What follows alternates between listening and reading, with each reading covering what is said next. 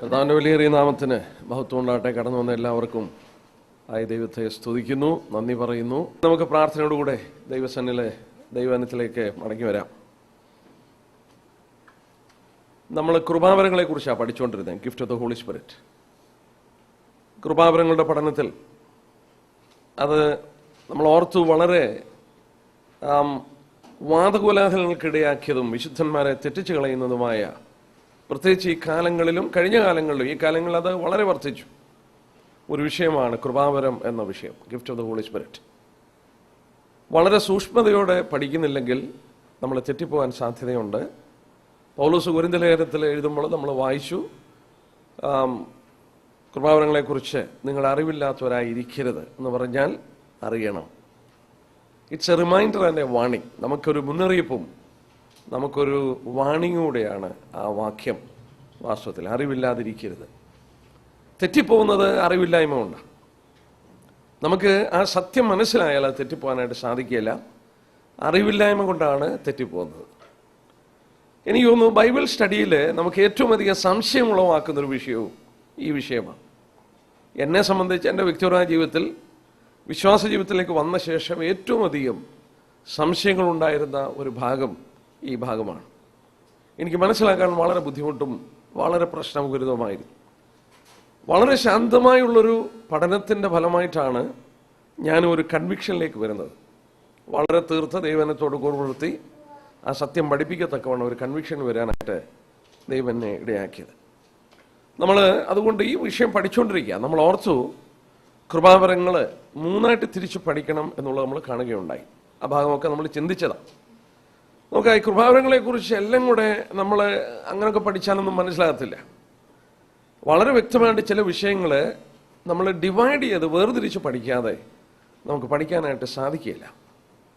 ആ തിമോഥെയോസിന് പൗലോസ് നമ്മൾ എഴുതിയിട്ടുണ്ട്, ദൈവഭക്തിക്കൊത്തവണ്ണം അഭ്യാസം ചെയ്യണമെന്ന് പറയുന്നത് ഇംഗ്ലീഷിൽ rightly dividing the word of truth എന്ന. ഒരു ദൈവഭക്തൻ, യഥാർത്ഥമായ ഒരു ദൈവദാസന്റെ ജോലിയും ദൈവജനത്തെ ശരിയായി ഭാഗിച്ചു കൊടുക്കുന്ന. അതുകൊണ്ട് വളരെ സൂക്ഷിച്ച് നമുക്ക് ഈ ഭാഗം പഠിക്കാം. കഴിഞ്ഞ ദിവസം പഠിച്ചത് വിട്ടിട്ട് പുതിയ ഭാഗത്തിലേക്ക് നമ്മൾ കിടക്കുക. നമ്മൾ ചിന്തിച്ചു മൂന്നായിട്ട് കൃപാവരങ്ങളെ തിരിക്കണം. കൃപാവരങ്ങൾ ഏതാണ്ട് നമ്മൾ ചിന്തിച്ചു 17 കൃപാവരങ്ങളാണ് പ്രധാനമായിട്ട് തിരുവചനത്തിൽ കാണുന്നത്. മറ്റെല്ലാ ശുശ്രൂഷകളും ഇതിൻ്റെ കീഴിൽ വരുന്നതായിരിക്കും കുറച്ചുകൂടെ ശരി. ഈ 17 കൃപാവരങ്ങളെ മൂന്നായിട്ട് നമ്മൾ തിരിച്ച് പഠിക്കുകയായിരുന്നു. ഒന്ന്, അടിസ്ഥാനപരമായ കൃപാവരം. എല്ലാ കാലത്തും എല്ലാ കൃപാവരവും നിലനിൽക്കുന്നില്ല എന്നതിൻ്റെ ഏറ്റവും വലിയ തെളിവാണ് ദൈവം സഭയ്ക്ക് അടിസ്ഥാനപരമായ ചില കൃപാവരങ്ങളെ കൊടുത്തിരുന്നു. അത് 2 എണ്ണമാണെന്നും അതെന്താണെന്നും നമ്മൾ കഴിഞ്ഞ ദിവസം പഠിച്ചു. സഭയെ പണിതത് അപ്പോസ്തലന്മാരും പ്രവാചകന്മാരും എന്ന അടിസ്ഥാനത്തിന്മേലാണ്. ജീവനുള്ള കല്ലുകളായി നമ്മളെ ആ കർത്താവിനോട് കൊണ്ടുവന്ന് നമ്മളെ ജീവനുള്ള കല്ലുകളെ കൊണ്ട് ഒരു ആത്മീയഗൃഹമായി പണിയുമ്പോൾ ആ പണിയുന്ന കെട്ടിടത്തിൻ്റെ അടിത്തറ എന്ന് പറയുന്നത് അപ്പോസ്തലന്മാരും പ്രവാചകന്മാരുമാണ്. അപ്പോൾ ഒരു സത്യം മനസ്സിലാക്കുക, ഒരു കെട്ടിടത്തിൻ്റെ പണിക്ക് അടിത്തറയിട്ട് കഴിഞ്ഞാൽ പിന്നീട് അതിൻ്റെ അടിത്തറ വീണ്ടും പണിയേണ്ട ആവശ്യമില്ല. പിന്നീട് സഭ ചെയ്തത് എന്താ? അവർ ചെയ്തത് അപ്പോസ്തലന്മാരുടെ ഉപദേശം കേൾക്കുകയും അത് സൂക്ഷിക്കുകയും ചെയ്യുകയാണ് ചെയ്തത്. ഇന്ന് സഭയുടെ ദൗത്യം എന്താ? ഒരു പുതിയ ഉപദേശം കണ്ടുപിടിക്കുകയോ പുതിയ വെളിപ്പാടുകൾ കൊണ്ടുവരികയോ ചെയ്യുകയല്ല. ദൈവസഭയ്ക്ക് ആവശ്യമുള്ള വെളിപ്പാടുകൾ എഫേസ്യ ലേഖനത്തിൽ നമ്മൾ കാണുകയുണ്ടായി. മുമ്പ് വെളിപ്പെടുത്താത്തത് തൻ്റെ വിശുദ്ധ അപ്പോസ്തലന്മാർക്കും പ്രവാചകന്മാർക്കും ആത്മാവിനാൽ ഇപ്പോൾ വെളിപ്പെടുത്തി. ദൈവസഭയ്ക്ക് ആവശ്യമുള്ള എല്ലാ വെളിപ്പാടും അവരിലൂടെ ദൈവസഭയ്ക്ക് കൊടുത്തു കഴിഞ്ഞു. അവരായിരുന്നു സഭയുടെ അടിസ്ഥാനം. എഫേസ്യ ലേഖനം 2-ാം അധ്യായത്തിൻ്റെ 20-ാം വാക്യത്തിൽ നമ്മളത് കാണുകയുണ്ടായി. They were the foundation of the church, foundational gifts. അപ്പോൾ അപ്പോസ്തലന്മാരും പ്രവാചകന്മാരും എന്നതായിരുന്നു അടിസ്ഥാനം. ഇനി നമ്മൾ രണ്ടാമത് ചിന്തിച്ചു ടെമ്പററി ഗിഫ്റ്റ്സ്, താൽക്കാലികമായ കൃപാവരം. പിന്നെ ശേഷിക്കുന്ന എല്ലാം എന്ന് നിലനിൽക്കുന്ന കൃപാവരങ്ങളല്ല. ഏതായാലും അതിൽ താൽക്കാലികമായ കൃപാവരങ്ങളുണ്ട്. ആ താൽക്കാലികമായ കൃപാവരങ്ങൾ 3 എണ്ണമെന്നോ 4 എണ്ണമെന്നോ വേണമെങ്കിൽ ചിന്തിക്കാം. പ്രധാനമായി 3 എന്ന് കരുതാം. എന്താണെന്ന് ചോദിച്ചാൽ, 1, വീര്യപ്രവൃത്തികൾ, മിറക്കിൾ വർക്കിങ്സ്. 2, രോഗശാന്തികളുടെ വരം. 3, വിവിധ ഭാഷാവരം. 4, ഭാഷകളുടെ വ്യാഖ്യാനം. അപ്പോൾ ഈ 4ഉം സൂപ്പർ നാച്ചുറൽ, മറ്റൊരു വിധത്തിൽ പറഞ്ഞാൽ ഒരു അലൗകികമായ എന്തോ ഒന്നുകൊണ്ട് നടക്കുന്ന ഒരു പ്രത്യേക ശുശ്രൂഷയായിരുന്നു. മിറക്കിൾ വർക്ക് ചെയ്യുക, അതുപോലെ പഠിക്കാത്ത ഭാഷ പറയുക, അതുപോലെ രോഗികൾക്ക് ചികിത്സിക്കാതെ അവരെ സുഖപ്പെടുത്തുക, അതുപോലെ അറിയാത്ത ഭാഷ വ്യാഖ്യാനിക്കാനുള്ള കഴിവ്. ഇതൊരു ഒരു ഒരു സൂപ്പർ നാച്ചുറൽ, പ്രത്യേകമായി പ്രത്യക്ഷമായ എന്തൊരു അടയാളപരമായിട്ട് നൽകപ്പെട്ട കൃപാവരങ്ങളാണ്. നമ്മൾ ഇനി അതാ പഠിക്കാൻ പോകുന്നത്. അതാണ് ഏറ്റവും സംശയജനകമായത്. മറ്റേ വിഷയങ്ങൾക്ക് അത്രയും സംശയമൊന്നുമില്ല. പിന്നീട് മൂന്നാമതുള്ളതാണ് പെർമനന്റ് ഗിഫ്റ്റ്സ്, സ്ഥിരമായ കൃപാവരം. ഏതാണ്ട് 11 ഉണ്ടെന്ന് നമ്മൾ കാണുകയുണ്ടായി. നമ്മൾ ഇന്ന് തൊട്ട് പഠിക്കാൻ പോകുന്നത് ആ താൽക്കാലികമായ കൃപാവരങ്ങളെക്കുറിച്ച്. അപ്പോൾ ഒരു ഹെഡിങ് കൊടുക്കണമെങ്കിൽ കൊടുത്തോണം, ടെമ്പററി ഗിഫ്റ്റ്സ്, താൽക്കാലികമായ കൃപാവരങ്ങൾ.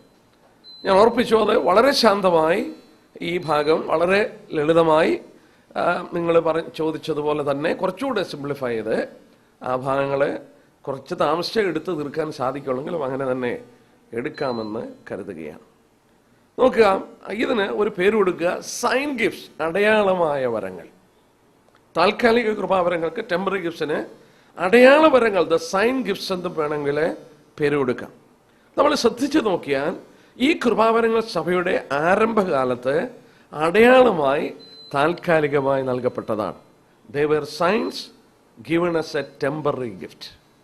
എന്നും നിലനിൽക്കുന്നൊരു അടയാളമല്ല. ആണോ അല്ലയോ എന്നുള്ളത് നമ്മൾ അതോടുള്ള ബന്ധത്തിൽ പഠിക്കുമ്പോൾ നമുക്കത് കാണാനായിട്ട് സാധിക്കും. താൽക്കാലികമായ കൃപാവരം, ടെമ്പററി ഗിഫ്റ്റ്സ്. ഈ ടെമ്പററി ഗിഫ്റ്റ്സിൽ നമ്മൾ ഓർത്തു പ്രധാനമായ 4 1 miracles, 2 healing, 3 tongues, 4 interpretation of tongues. ഒന്നുകൂടെ മലയാളത്തിൽ ഞാൻ പറയുന്നു. 1 വീര്യപ്രവൃത്തികൾ, 2 രോഗസൗഖ്യത്തിനുള്ള വരങ്ങൾ, 3 അന്യഭാഷ വരം, 4 ഭാഷകളുടെ വ്യാഖ്യാനം. 4 വരങ്ങൾ. ഇതിൽ നമ്മൾ പുതിയ നിയമത്തിൽ കടന്നു വരുമ്പോൾ പുതിയ നിയമത്തിൽ 3 ലിസ്റ്റാണ് ഉള്ളത്. 3 ലിസ്റ്റ്, പ്രധാനമായി 3 ലിസ്റ്റാണ്. 1 കൊരിന്ത്യർ 12 8 തൊട്ട് 11 വരെ. ഞാൻ ആ ഓർഡറിന്ന് തിരിച്ചാ പറയുന്നത്, അതിൻ്റെ കാരണം പറയാം. 1 കൊരിന്ത്യർ 12 8 തൊട്ട് 11 വരെ. പിന്നീട് റോമലേഖനം 12 അധ്യായത്തിൻ്റെ 3 തൊട്ട് 8 വരെ. റോമലേഖനം 12 അധ്യായത്തിൻ്റെ 3 തൊട്ട് 8 വരെയുള്ള വാക്യം. 4 എഫേസ്യ ലേഖനം 4 അധ്യായത്തിൻ്റെ 11 തൊട്ട് 16 വരെയുള്ള വാക്യം. ഒന്നുകൂടെ ഞാൻ പറയുന്നു. 1 കൊരിന്ത്യർ 12 8 തൊട്ട് 11 വരെ. 2 റോമലേഖനം 12 3 തൊട്ട് 8 വരെ. 3 എഫേസ്യ ലേഖനം 4 11 തൊട്ട് 6 വരെ. ഇനി ഒന്ന് ശ്രദ്ധിച്ചാട്ടെ. ഇനി പറയുന്ന ഒരു കാര്യം പ്രത്യേകം ശ്രദ്ധിച്ചോണം. ഈ 3 ലിസ്റ്റിൽ ആദ്യം എഴുതിയ ലേഖനം ഏത്, രണ്ടാമത് എഴുതിയ ലേഖനം ഏത്, മൂന്നാമത് എഴുതിയ ലേഖനം ഏത് നമ്മൾ നോക്കാൻ പോവാം. എന്നിട്ട് ആ ലിസ്റ്റ് കുറഞ്ഞു വരുന്നത് കാണാൻ സാധിക്കും. അതൊരു താൽക്കാലികമാണ്, അല്ലെങ്കിൽ അതൊരു അവിചാരിതമായി സംഭവിച്ചാണെന്ന് ഞാൻ കരുതുന്നില്ല. ഞാൻ പറഞ്ഞു, ഒന്നുകൂടെ ശ്രദ്ധിക്കുക. ഈ 3 ലിസ്റ്റിൽ ആദ്യം എഴുതിയ ലേഖനം കൊരിന്ത്യ ലേഖനമാണ്. കൊരിന്ത്യ ലേഖനം എഴുതുന്നത് AD 57. നോട്ട് ചെയ്യണമെങ്കിൽ നോട്ട് ചെയ്തോണം. കൊരിന്ത്യ ലേഖനം എഴുതുന്നത് AD 57. AD 57 കൊരിന്ത്യ ലേഖനം എഴുതുമ്പോൾ ആ ലിസ്റ്റ് നമ്മൾ പരിശോധിച്ചാൽ 9 കൃപാവരമുണ്ട്. 9 കൃപാവരം. അത് കഴിഞ്ഞ് ഒരു വർഷം കൂടെങ്കിലും കഴിഞ്ഞെഴുതിയതാണ് റോമലേഖനം. AD 58 എന്ന് വിചാരിച്ചു. ചിലപ്പോൾ അതുകൂടെ അല്പം കൂടെ കഴിഞ്ഞ് AD 58 എന്ന് വിചാരിച്ചു. അതിൽ വരുമ്പോൾ 7 കൃപാവരമുണ്ട്, 7. അതിനകത്ത് ഹീലിങ്ങും ടങ്സും നമ്മൾ കാണുന്നില്ല. 7 കൃപാവരം. ഇനി അത് കഴിഞ്ഞ് കുറച്ചുകൂടെ കഴിഞ്ഞു AD 63 ആയപ്പോഴാണ് എഫേസ്യ ലേഖനം എഴുതുന്നത്. AD 63. എഫേസ്യ ലേഖനം എഴുതുമ്പോൾ 5 കൃപാവരമേ ഉള്ളൂ. ഇത് അവിചാരിതമല്ല, ശ്രദ്ധിക്കണം. ആദ്യം എഴുതിയ കൊരിന്ത്യ ലേഖനത്തിൽ 9 കൃപാവരവും, അത് കഴിഞ്ഞെഴുതിയ റോമലേഖനത്തിൽ 7 കൃപാവരവും, അതും കഴിഞ്ഞെഴുതിയ എഫേസ്യ ലേഖനത്തിൽ 5 കൃപാവരം വരുന്നുള്ളൂ. ഈ കൊരിന്ത്യ ലേഖനത്തിലാണ് ഈ എഴുതിയ ഏറ്റവും പ്രധാനപ്പെട്ട സൈൻ ഗിഫ്റ്റുകളെല്ലാം മുഴുവൻ കാണുന്നത്. നമ്മൾ ശ്രദ്ധിച്ചു നോക്കുക. കൊരിന്ത്യ ലേഖനത്തിലാണ് ഈ അടയാളമായി നൽകപ്പെട്ട ഈ രോഗശാന്തികളുടെ വരം, ഭാഷയുടെ വരങ്ങൾ, ഈ വീര്യപ്രവൃത്തി, ഇതെല്ലാം പറഞ്ഞിരിക്കുന്നത് കൊരിന്ത്യ ലേഖനത്തിലാണ്. അത് റോമലേഖനത്തിലോ എഫേസ്യ ലേഖനത്തിലോ പറഞ്ഞിട്ടില്ല. ബൈബിളിലെ ലേഖനങ്ങളിൽ കൂടെയാണ് നമ്മൾ ഉപദേശം സ്ഥാപിക്കുന്നത്. ലേഖനങ്ങളിൽ ആകെ എഴുതിയിരിക്കുന്നത് എവിടെയാ? കൊരിന്ത് ലേഖനത്തിലേ ഉള്ളൂ. കൊരിന്ത് ലേഖനത്തിൽ എഴുതിയിട്ട്, ആദ്യം എഴുതിയ ലേഖനത്തിൽ എഴുതിയിട്ട് പിന്നെ ഇത് എഴുതാതെ വന്നത് അവിചാരിതമല്ല. കാരണം ഇത് ദൈവവിശ്വാസികമായ വചനമാണ്. ഇതിൻ്റെ എഴുത്തും എല്ലാം ദൈവത്തിൻ്റെ നിയന്ത്രണവും കാര്യങ്ങളുമുണ്ട്. ഒരു സൂക്ഷ്മ പരിശോധന നടത്തുന്ന ഒരു വേദവിദ്യാർത്ഥിക്ക് അത് മനസ്സിലാകാൻ ദൈവം ക്രമീകരിച്ചതാണ്. നമ്മൾ നോക്കുക, എന്തുകൊണ്ടാണ് ഈ ആദ്യം എഴുതിയ ലേഖനത്തിൽ ഇത് കണ്ടത്? നമ്മൾ ഇസ്രായേലിൻ്റെ ചരിത്രം എടുത്താൽ വളരെ ലളിതമായിട്ട് ഞാൻ പറയട്ടെ. ഇസ്രായേൽ മക്കള് മിസ്രൈമിൽ നിന്ന് കനാനെ നോക്കി യാത്ര ചെയ്യുകയാണ്. ആ കനാനിലോട്ട് ചെല്ലുന്ന ആ യാത്രാ മധ്യത്തിൽ അവർക്ക് ഭക്ഷണം മന്നയായിരുന്നു, അവർക്ക് പാറയിലെ വെള്ളം കൊടുത്തു, അവർക്ക് വസ്ത്രം ധരിച്ചിരിക്കുന്നത് മുഷിയുന്നില്ല, അവർ ധരിച്ച ചെരുപ്പ് തേയുന്നില്ല, അവർക്ക് വീട് ആവശ്യമില്ല, മുകളിൽ മേഘസ്തംഭം, രാത്രി അഗ്നിസ്തംഭം. നോക്കുക, മിറാക്കുലസ് ആയിട്ട് അവരെ നടത്തിക്കൊണ്ട് വന്ന് കനലിലോട്ട് കാലെടുത്ത് വെച്ച് കഴിഞ്ഞപ്പോൾ ഇതെല്ലാം അങ്ങ് നിന്നുപോയി. പിന്നെ ഭക്ഷണം വേണമെങ്കിൽ കൃഷി ചെയ്യണം, വസ്ത്രം വേണമെങ്കിൽ അവർ നെയ്തുണ്ടാക്കണം, ചെരുപ്പ് വേണമെങ്കിൽ വേറെ അവർ തയ്ച്ചെടുക്കണം. ദൈവത്തിൻ്റെ കഴിവ് കുറഞ്ഞിട്ടാണോ? ദൈവത്തിന് കൊടുക്കാൻ സാധിക്കാഞ്ഞിട്ടാണോ? അല്ല, ദൈവത്തിന് കൊടുക്കാൻ കഴിയാഞ്ഞിട്ടല്ല. ദൈവം അത് കൊടുത്തത് എന്തിനാണെന്ന് ചോദിച്ചാൽ, അവരുടെ യാത്രയുടെ ആരംഭഘട്ടത്തിൽ അത് ആവശ്യമായിരുന്നു. അത് അവരെ ദൈവം എത്തിക്കേണ്ട ഒരു സ്ഥലത്ത് എത്തിച്ചു കഴിഞ്ഞപ്പോൾ ആ മിറാക്കുലസ് ഗിഫ്റ്റുകളെല്ലാം നിന്നുപോയി. പിന്നെ നമ്മൾ ഇസ്രായേലിൻ്റെ ചരിത്രവും തിരുവചനം പഠിച്ചാലും ചില ക്രിട്ടിക്കൽ മൊമെന്റ്സിലേ ഇത് നടക്കുന്നുള്ളൂ. നമ്മൾ ബൈബിൾ ഒന്ന് ശ്രദ്ധിച്ചു നോക്കിയാൽ, ഞാൻ പറയുന്നൊന്ന് ശ്രദ്ധിച്ചാൽ മതി. ബൈബിളിൻ്റെ ചില ക്രിട്ടിക്കൽ പീരീഡ്, ഒരു പ്രത്യേക സാഹചര്യത്തിൽ മാത്രമേ അത്ഭുതങ്ങളും അടയാളങ്ങളും നടക്കുന്നുള്ളൂ. എല്ലാ സമയത്തും നടക്കുന്നില്ല. പഴയ നിയമം തന്നെ എടുത്തു നോക്കിയാൽ ഈ ഇവർ പുറപ്പെട്ടു വന്ന സമയം മോശയുടെയും അഹരോന്റെയും കരങ്ങൾ കൊണ്ട് നടന്നു. അഹരോന്റെയും മോശയുടെയും കരങ്ങൾ. അവർ കനാനിൽ ചെന്ന് കഴിഞ്ഞപ്പോൾ അത് നിന്നു. ഇസ്രായേലിന്റെ ജീവിതത്തിൽ ദൈവം പ്രമാണങ്ങൾ കൊടുത്തു. അവരുടെ വലിയ പിന്മാറ്റ സമയം ഉണ്ടായി. പിന്മാറ്റ സമയത്ത് ദൈവം 2 വലിയ പ്രവാചകന്മാരെ എഴുന്നേൽപ്പിച്ചു. അവർ ഏലിയാവും ഏലീശയും. ഏലിയാവിന്റെ ഏലീശയുടെ സമയത്ത് വലിയ അത്ഭുതങ്ങൾ നടക്കാൻ ദൈവം ഇടയാക്കി ഈ ജനത്തെ മടക്കി കൊണ്ടുവരാൻ.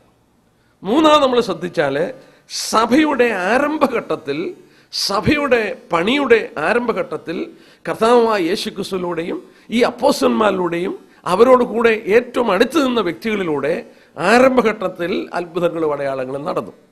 ഇനിയും പുതിയ നിയമത്തിൽ നമ്മൾ ശ്രദ്ധിച്ചാൽ, പീഡന കാലഘട്ടത്തിൽ, ട്രിബുലേഷൻ പീരീഡിൽ മോശയും ഏലിയാവും വീണ്ടും മടങ്ങി വരികയും അവരിലൂടെ വീണ്ടും അത്ഭുതം അടയാളവും നടക്കുന്നുണ്ട്. നമുക്ക് ഇങ്ങനെ ഏതാണ്ട് ഒരു 4 ക്രിട്ടിക്കൽ മൊമെന്റിൽ മോശയും അഹരോനും കടന്നുപോയി അവർ അത്ഭുതങ്ങൾ ചെയ്തു. അവരുടെ വിടുവിക്കുന്ന സമയത്ത്, ഇസ്രായേലിന്റെ വലിയ പിന്മാറ്റ സമയത്ത് ഏലീശയും ഏലിയാവിലൂടെ ദൈവം നടത്തി. സഭയുടെ ആരംഭഘട്ടത്തിൽ അപ്പോസ്തലന്മാരുടെ കർത്താവിലൂടെ അത്ഭുതം നടന്നു. പീഡന കാലഘട്ടത്തിൽ വീണ്ടും ഇസ്രായേലിന് സാക്ഷ്യമായി മോശയും ഏലിയാവും ഈ അത്ഭുതങ്ങൾ ചെയ്യുന്നതായിട്ട് നമ്മൾ വായിക്കുന്നു. അപ്പോൾ ഒരു ക്രിട്ടിക്കൽ മൊമെന്റിലല്ലാതെ എന്നും ഈ അത്ഭുതം നടന്നതായിട്ട് വചനത്തിൽ വെളിപ്പെടുത്തിയിട്ടില്ല. ഇനി നമുക്ക് ഏറ്റവും സംശയജനകമായ ഭാഗം ഞാൻ എടുക്കാൻ പോവുകയാണ്. അവിടെ നമ്മുടെ പഠനം ആരംഭിക്കാം. മർക്കോസിന്റെ സുവിശേഷം എടുത്താട്ടെ. മർക്കോസിന്റെ സുവിശേഷം അതിൻ്റെ 16 അധ്യായത്തിൻ്റെ 16 തൊട്ടുള്ള വാക്യം. 16 അധ്യായത്തിൻ്റെ 16 തൊട്ടുള്ള വാക്യം. വിശ്വസിക്കുകയും സ്നാനമേൽക്കുകയും ചെയ്യുന്നവൻ രക്ഷിക്കപ്പെടും, വിശ്വസിക്കാത്തവൻ ശിക്ഷാവിധിയിൽ അകപ്പെടും. വിശ്വസിക്കുന്നവരാൽ ഈ അടയാളങ്ങൾ നടക്കും. എൻ്റെ നാമത്തിൽ അവർ ഭൂതങ്ങളെ പുറത്താക്കും, പുതുഭാഷകളിൽ സംസാരിക്കും, സർപ്പങ്ങളെ പിടിച്ചെടുക്കും, മരണകരമായ യാതൊന്നും കുടിച്ചാലും അവർക്ക് ഹാനി വരികയില്ല, രോഗികളുടെ മേൽ കൈവച്ചാൽ അവർക്ക് സൗഖ്യം വരുമെന്ന് പറഞ്ഞു. മർക്കോസ് 16 16 തൊട്ട് 18 വരെ. മാർക്ക് 16:16-18. വിശ്വസിക്കുന്നവരാൽ ഈ അടയാളങ്ങൾ നടക്കും. അപ്പോൾ വിശ്വസിച്ചാൽ നടക്കണമല്ലോ. അനേകരങ്ങനെ വിശ്വസിച്ച് ഒരുപാട് അബദ്ധങ്ങൾ കാണിച്ചിട്ടുണ്ട്.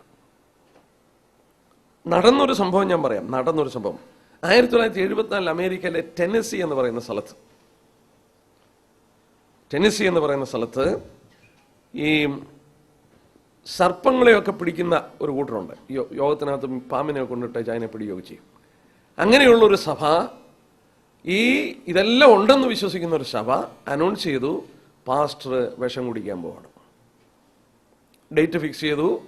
സഭയെല്ലാം ഒന്നിച്ചുകൂടി ഭയങ്കരം പാട്ടും സ്തോത്രവും ഹല്ലേലൂയയും കാര്യങ്ങളും എല്ലാമായി ഈ പാസ്റ്റർ വിഷം കുടിച്ചു. അസിസ്റ്റന്റ് പാസ്റ്ററുണ്ട്, സഭാംഗങ്ങളെല്ലാം ഉണ്ട്, വിഷം കുടിച്ചു. കാരണം ഇവിടെ പറഞ്ഞിട്ടുണ്ട്, മരണകരമായ യാതൊന്നും കുടിച്ചാലും ഹാനി വരില്ല. കുടിച്ചു, ഏതാണ്ട് വൈകിട്ടായപ്പോഴത്തേക്ക് പുള്ളിക്കാരൻ മരിച്ചു. നടന്ന സംഭവം ടെന്നീസിൽ. അദ്ദേഹത്തിൻ്റെ ഫ്യൂണറലിനെ കുറിച്ച് ഞാൻ വായിച്ചത്, ഈ മർക്കോസിന് സുവിശേഷം 16-ാം അധ്യായം തുറന്നു വെച്ച ബൈബിള് നെഞ്ചത്ത് വെച്ചിട്ടാണ് അദ്ദേഹത്തെ ശവമടക്കിയത്. ദൈവത്തിന് എന്തുകൊണ്ടാ പുള്ളിക്കാരനെ വിടുവിക്കാഞ്ഞ്? ആ മനുഷ്യനെ അവർക്ക് തന്നെ വിശ്വാസമില്ലായിരുന്നു. ഈ വചനത്തിൽ അവർ വിശ്വസിച്ചിട്ടല്ലേ അത് ചെയ്തത്. അവർക്ക് വിശ്വാസം ഉണ്ടായിരുന്നു, പക്ഷെങ്കിൽ അദ്ദേഹം മരിച്ചുപോയി. ഇവിടെ കർത്താവ് പറഞ്ഞിട്ടില്ലേ വിശ്വസിക്കുന്ന ഒരാൾ ഈ അടയാളങ്ങൾ നടക്കണം. നമ്മൾ ആദ്യമേ ചിന്തിക്കേണ്ട ഒരു കാര്യം, ഞാനിവിടെ ഒന്ന് ഇച്ചിരി ഡീറ്റെയിൽ ആയിട്ട് പഠനം എടുക്കുകയാണ്, കാരണം ഏറ്റവും വിവാദപരമായ ഒരു വിഷയമാണ്. വേദപുസ്തകത്തിൽ അടയാളം എന്ന് വിശ്വസിക്കുന്നവരാൽ ഈ അടയാളങ്ങൾ നടക്കും. ഈ അടയാളങ്ങൾ എന്ന് ഉപയോഗിച്ചിരിക്കുന്നത് മിറക്കിൾസ് ആണ്, അത്ഭുതങ്ങളാണ് അടയാളമായിട്ട് തീരുന്നത്. രോഗികളെ പെട്ടെന്ന് സുഖപ്പെടുത്തുന്നു, മുടന്തൻ പെട്ടെന്ന് എഴുന്നേൽക്കുന്നു. ഇങ്ങനെ മിറക്കിൾസ് ആണ് വാസ്തവത്തിൽ സയൻസ് അടയാളമായി തീരുന്നത്. ഞാനത് വിശദീകരിക്കാം. നമ്മൾ സാധാരണ ഒരു ആക്സിഡന്റിൽ നിന്നൊക്കെ രക്ഷപ്പെടുമ്പോൾ പറയും, അയ്യോ അത്ഭുതകരമായിട്ട് ദൈവം അത്ഭുതകരമായിട്ട് എന്നെ വിടുവിച്ചു. ഞാൻ അൽവറിൽ മീറ്റിങ്ങിന് പോയപ്പോൾ, പറഞ്ഞിട്ടുണ്ടോ എന്നറിയില്ല, അൽവറിൽ മീറ്റിങ്ങിന് പോയിരിക്കുകയാണ്. എനിക്ക് കിടക്കാൻ തന്നത് മുകളിലത്തെ റൂമാണ്. മുകളിലത്തെ റൂമിൽ കിടക്കുക. വലിയ പഴയ ഒരു ഫാനാണ് എൻ്റെ മുകളിൽ കറങ്ങിക്കൊണ്ടിരിക്കുന്നത്. എൻ്റെ ബെഡിൻ്റെ നേരെ മുകളിലാണ് ഇങ്ങനെ കറങ്ങി, വലിയ ശബ്ദമുണ്ട്, കെറെന്നും പറഞ്ഞു. ഒരു ദിവസം രാവിലെ ഏതാണ്ട് 4:30 കൃത്യം. ഞാൻ നല്ല ഉറക്കത്തിലാണ്. 4:30 എനിക്ക് എഴുന്നേറ്റ് ബാത്റൂമിൽ പോകണമെന്ന് തോന്നി. ഞാൻ എഴുന്നേറ്റു, കട്ടിലിൻ്റെ വശത്ത് വന്നു. ലൈറ്റ് ഇടാൻ ഞാൻ പോവാ. ഞാൻ എഴുന്നേറ്റ് കട്ടിലിൻ്റെ വശത്ത് വന്നപ്പോൾ ഈ ഫാൻ അതുപോലെ പറഞ്ഞ് ഞാൻ കിടന്നിടത്ത് വന്നു വീണു. ഒരു സ്പ്ലിറ്റ് ഓഫ് സെക്കൻഡിലാണ് ഞാൻ രക്ഷപ്പെടുന്നത്. ഈ 4:30 എന്നെ ആരും ഉണർത്തി. അതൊരു അത്ഭുതമല്ലേ? അതൊരു അത്ഭുതമാണ്. നമ്മൾ പറയാം അതൊരു മിറക്കിളായിരുന്നു. ദൈവത്തിൻ്റെ ഒരു പ്രൊവിഷന് ദൈവം എന്നെ കാത്ത. എന്നാൽ വേദപുസ്തകത്തിൽ അത്ഭുതം എന്ന് പറയുന്നത് അതല്ല. ബൈബിളിൽ അത്ഭുതം എന്ന് പറയുന്നത് അതല്ല. ബൈബിളിൽ അത്ഭുതം എന്ന് പറയുന്നത് എന്താണെന്ന് ചോദിച്ചാൽ, an event of supernatural power, അലൗകികമായ ഒരു ശക്തി, സാധാരണ സംഭവിക്കാത്തൊരു ശക്തി ഇന്ദ്രിയങ്ങൾക്ക് അനുഭവമാണ്. നമ്മുടെ നഗ്നനേത്രങ്ങൾക്ക് അത് കണ്ട് മനസ്സിലാക്കിയിട്ട് എന്തോ ഒരു ദൗത്യം അതിലൂടെ നമുക്ക് ലഭിക്കുകയാണ്. അലൗകികമായൊരു ശക്തി വ്യാപരിച്ച് കാണുന്നവരുടെ ഇന്ദ്രിയങ്ങൾക്ക് അത് വ്യക്തമായി മനസ്സിലായി. അതിലൂടെ എന്തോ ഒരു ദൂത് അല്ലെങ്കിൽ അദ്ദേഹത്തെ ദൈവം അയച്ചിരിക്കുകയാണ്. അങ്ങനെ ചില തെളിവുകൾക്ക് വേണ്ടിയാണ് അത് നടന്നിരിക്കുന്നത് എന്നുള്ളത് പ്രത്യേകം മനസ്സിലാക്കി. അതിനാണ് ഇത് വേദപുസ്തകത്തിൽ അത്ഭുതം അല്ലെങ്കിൽ മിറക്കിൾ എന്ന് പറഞ്ഞിരിക്കുന്നത്. ഞാൻ വാക്യം കൊണ്ട് തെളിയിക്കാൻ പോവാം. വാക്യം കൊണ്ടാണ് തെളിയിക്കാൻ പോകുന്നത്. എടുത്ത് നോക്കാം. നമ്മൾ യോഹന്നാന്റെ സുവിശേഷം ശ്രദ്ധിച്ചാൽ, ഇന്ന് ഞാനിത് കുറേ നേരം ശ്രദ്ധിക്കുകയായിരുന്നു. യോഹന്നാന്റെ സുവിശേഷം ശ്രദ്ധിച്ചാൽ, യോഹന്നാന്റെ സുവിശേഷത്തിൽ എത്ര അത്ഭുതം രേഖപ്പെടുത്തിയിട്ടുണ്ടെന്നറിയോ? 8 അത്ഭുതം രേഖപ്പെടുത്തിയിട്ടുണ്ട്. യോഹന്നാന്റെ സുവിശേഷത്തിൽ 8 അത്ഭുതം. 8-ൽ കൂടുതൽ കർത്താവ് ചെയ്തിട്ടുണ്ട്. നമുക്കൊരു വാക്യം ഒന്ന് വായിക്കാം. യോഹന്നാന്റെ സുവിശേഷം 20-ാം അധ്യായം എടുത്താട്ടെ. 8-ൽ കൂടുതൽ അത്ഭുതം കർത്താവ് ചെയ്തിട്ടുണ്ട്. യോഹന്നാൻ കണ്ടിട്ടുണ്ട്. യോഹന്നാൻ ഇത് രേഖപ്പെടുത്താനായിട്ട് സാധിക്കും. പക്ഷെങ്കിൽ യോഹന്നാൻ തന്റെ ലേഖനത്തിൽ സുവിശേഷത്തിൽ 8 അത്ഭുതമേ രേഖപ്പെടുത്തിയിട്ടുള്ളൂ. വേണമെങ്കിൽ ഞാൻ അതിൻ്റെ 8-ന്റെ വാക്യം തരാം നിങ്ങൾക്കൊരു പഠനം നടത്തണമെങ്കിൽ നോട്ട് ചെയ്തോ. ഞാൻ പെട്ടെന്ന് പറഞ്ഞു പോവാം. 2-ാം അധ്യായത്തിൻ്റെ 1, 2-ന്റെ 1, 4-ന്റെ 46, 5-ാം അധ്യായത്തിൻ്റെ 1, 6-ാം അധ്യായത്തിൻ്റെ 1, 6-ന്റെ 19, 9-ന്റെ 1, 11-ന്റെ 43, 21-ന്റെ 1. ഒന്നുകൂടെ ഞാൻ പറയാം. 2-ാം അധ്യായത്തിൻ്റെ 1-ാം വാക്യം, 4-ാം അധ്യായത്തിൻ്റെ 46-ാം വാക്യം, 5-ാം അധ്യായത്തിൻ്റെ 1-ാം വാക്യം, 6-ാം അധ്യായത്തിൻ്റെ 1-ാം വാക്യം, 6-ാം അധ്യായത്തിൻ്റെ 19-ാം വാക്യം, 9-ാം അധ്യായത്തിൻ്റെ 1-ാം വാക്യം, 11-ാം അധ്യായത്തിൻ്റെ 43-ാം വാക്യം, 21-ാം അധ്യായത്തിൻ്റെ 1-ാം വാക്യം. 8 അത്ഭുതമായി ഞാൻ രേഖപ്പെടുത്തിയിട്ടുണ്ട്. പെറുക്കിയെടുത്ത് 8 എണ്ണം. ആ 8 അത്ഭുതം എടുത്താൽ നമുക്ക് ചില പ്രത്യേക പാഠങ്ങൾ അതിനെക്കുറിച്ച് കിട്ടും. ഭയങ്കര രസകരമായ പാഠം കിട്ടും. ഞാൻ അവിടെ ഇപ്പം പോകുന്നില്ല. എന്നാൽ ഇനി നമുക്ക് 20-ാം അധ്യായം എടുക്കാം. 20-ാം അധ്യായം നമ്മുടെ വിഷയത്തിൽ നമുക്ക് നിൽക്കാം. 20-ാം അധ്യായത്തിൻ്റെ 30-31 വാക്യം നോക്കിയാട്ടെ. യോഹന്നാൻ 20-ന്റെ 30-31 വാക്യം.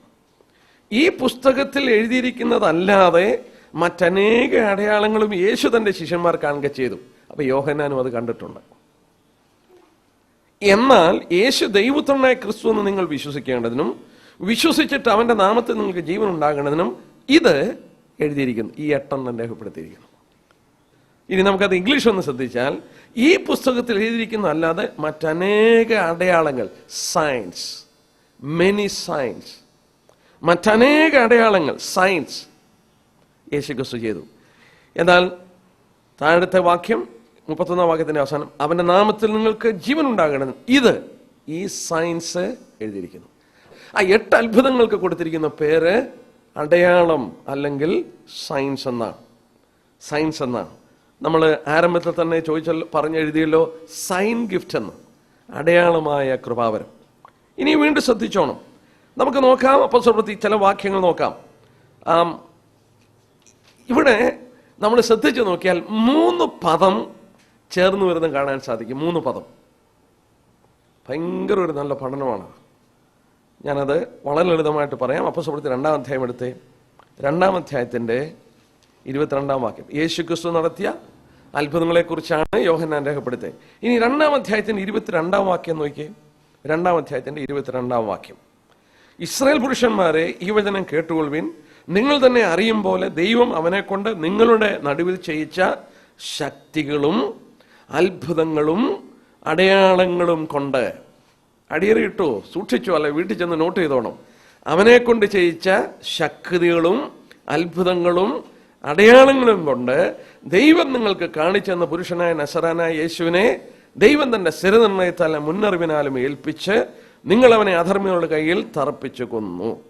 ദൈവമോ മരണവാശങ്ങളെ അഴിച്ചിട്ട് അവനെ ഉയർത്തെഴുന്നേൽപ്പിച്ചു. മരണം അവനെ പിടിച്ചു വെക്കുന്നത് അസാധ്യമായിരുന്നു. 3 കാര്യങ്ങൾ ഇവിടെ എടുത്തു പറയുന്നുണ്ട്. നിങ്ങളുടെ നടുവിൽ ചെയ്യിച്ച ശക്തി, അത്ഭുതം, അടയാളം. എന്താ ഇത് 3 പറയാൻ കാരണം? ഈ വാക്യം നിങ്ങൾ പുതിയ നിയമത്തിൽ ശ്രദ്ധിച്ചാൽ അനേക വാക്യങ്ങളിൽ ആവർത്തിക്കുന്നത് കാണുന്നുണ്ട്. ആ 3ന്റെ ഇംഗ്ലീഷ് നമുക്കൊന്ന് എഴുതി നോക്കാം.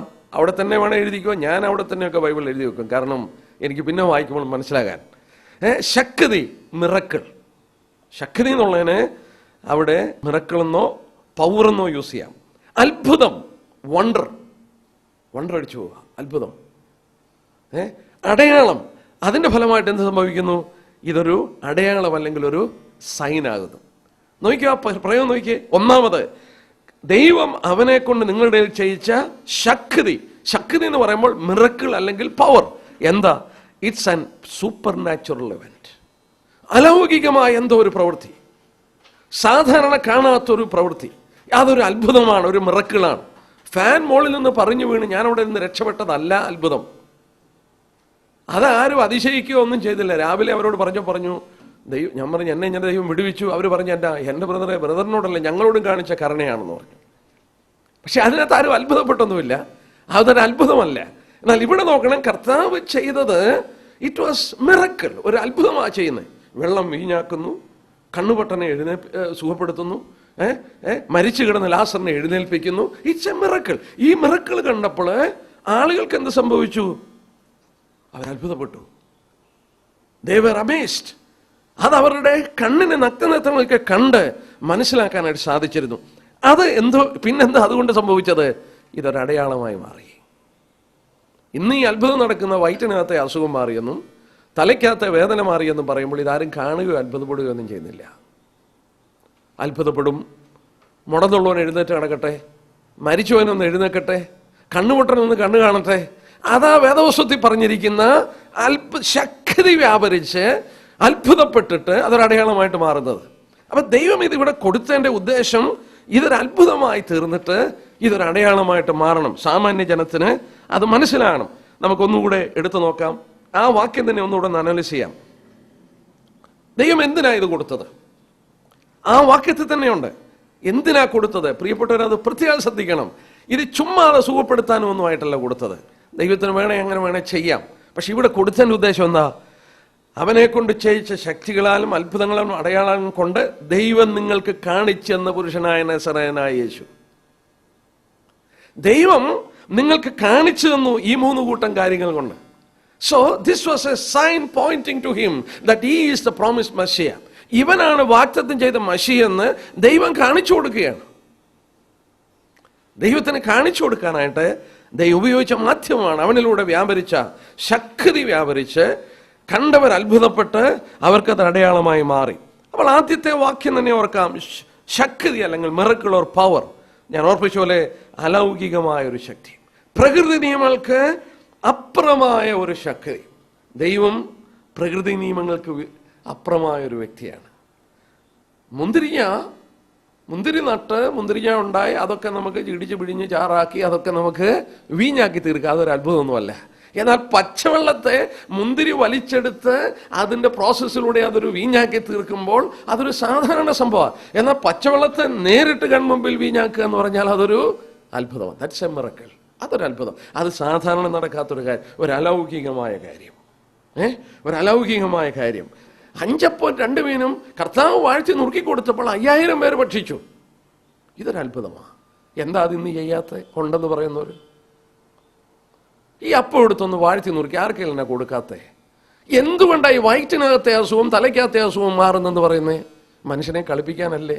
വേദോസ്വത്തിൽ പറയുന്നത് നോക്കുക, ഈ ശക്തി, അലൗകികമായ ശക്തി വ്യാപരിച്ചിട്ട് കണ്ടവർ അത്ഭുതപ്പെട്ടു പോവുകയാണ്. രണ്ടാമത് പറഞ്ഞ വാക്ക് തന്നെ അത്ഭുതപ്പെട്ടു, വണ്ടർ. അവർ അത്ഭുതപ്പെട്ടു. അതിനുവേണ്ടി അത് ചെയ്യിച്ചത്. അലൗകികമായൊരു ശക്തി വ്യാപരിക്കുന്നത് മനസ്സിലാകണം. നമുക്ക് 1-2 വാക്യങ്ങളൊന്ന് വായിച്ചു നോക്കാം. പക്ഷപാതക്കാരനെ സുഖപ്പെടുത്തിയപ്പോൾ മർക്കോസിന്റെ സുവിശേഷം 2:12. മർക്കോസിന്റെ സുവിശേഷം 2-ാം അധ്യായത്തിന്റെ 12-ാം വാക്യം. എത്രയോ പേർക്ക് പേടിയാന്നറിയാം ഇത് വല്ലതും പറയാം. അവർ പറയുന്ന ആത്മാവിന് നേരെയുള്ള ദൂഷണമാണ്. വാ പോലും തുറക്കാതെ അങ്ങ് പാവപ്പെട്ടവരെ മിണ്ടാതിരിക്കുക, എത്രയോ അവരെ മുതലെടുക്കുക എന്ന് ഓർക്കണേ. ഇത് വല്ലതും പറഞ്ഞു പോയി പറയും പരിശുദ്ധാത്മാവിന് നേരെയുള്ള പാവം ഇതൊന്നും അല്ലേ. യേശുക്രിസ്തു വിശ്വസിക്കാത്ത പാവമേ ഉള്ളൂ, ദൈവം ക്ഷമിക്കാത്ത പാവം. ദൈവം ആകെ ക്ഷമിക്കാത്തൊരു പാവമേ ഉള്ളൂ. നിങ്ങളുടെ പാവങ്ങൾ രക്താംബരം പോലെ കടിഞ്ചുവപ്പായിരുന്നാലും ഹിമം പോലെ വെളുക്കും, എത്ര ചുവപ്പായിരുന്നാലും വെളുക്കും. ആകെ ക്ഷമിക്കാത്തൊരു പാവമുണ്ട്. തങ്ങളെ ശുദ്ധീകരിച്ച നിയമരക്തത്തെ മലിനമെന്ന് നിരൂപിച്ച് കൃപയുടെ ആത്മാവിനെ നിന്ദിക്കുകയും ചെയ്യുക. ദൈവപുത്രൻ തന്ന രക്ഷയെ നിന്ദിക്കുന്നതാണ് പരിശുദ്ധാത്മാവിന് നേരെയുള്ള ക്ഷമിക്കാത്ത പാവം. ആത്മാവ് വന്നിരിക്കുന്നതിനാ നമ്മളെ പാപത്തെക്കുറിച്ച് കൺവിൻസ് ചെയ്ത് നമ്മളെ വിശ്വസിപ്പിക്കാൻ. അത് വിശ്വസിക്കത്തില്ല, പിന്നെ അവനെ രക്ഷിക്കാനായിട്ട് ദൈവത്തിന് നിവൃത്തിയില്ല. ആ പാവം ക്ഷമിക്കത്തില്ല. അല്ലാതെ വെറുതെ ഇതൊക്കെ ഇതിനെതിരായിട്ട് വല്ലതും വേദസ്വത്തിൽ നിന്ന് വാക്യം എടുത്ത് പറഞ്ഞാൽ അവനെ ഇപ്പം തീരുമെന്ന് പറയുകയൊക്കെ ചെയ്താൽ വെറുതെ ചുമ്മാതെ മനുഷ്യനെ ഭയപ്പെടുത്തുകയും ചില കാര്യം സാധ്യത്തിന് വേണ്ടിയാണ്. നമുക്ക് ഇതിൻ്റെ ഒന്നും ആവശ്യമില്ല. കർത്താവിൻ്റെ വചനം അതുപോലെ ശ്രദ്ധിച്ചാൽ മതി. അപ്പം രണ്ടാമത്തെ കാര്യം അത്ഭുതം.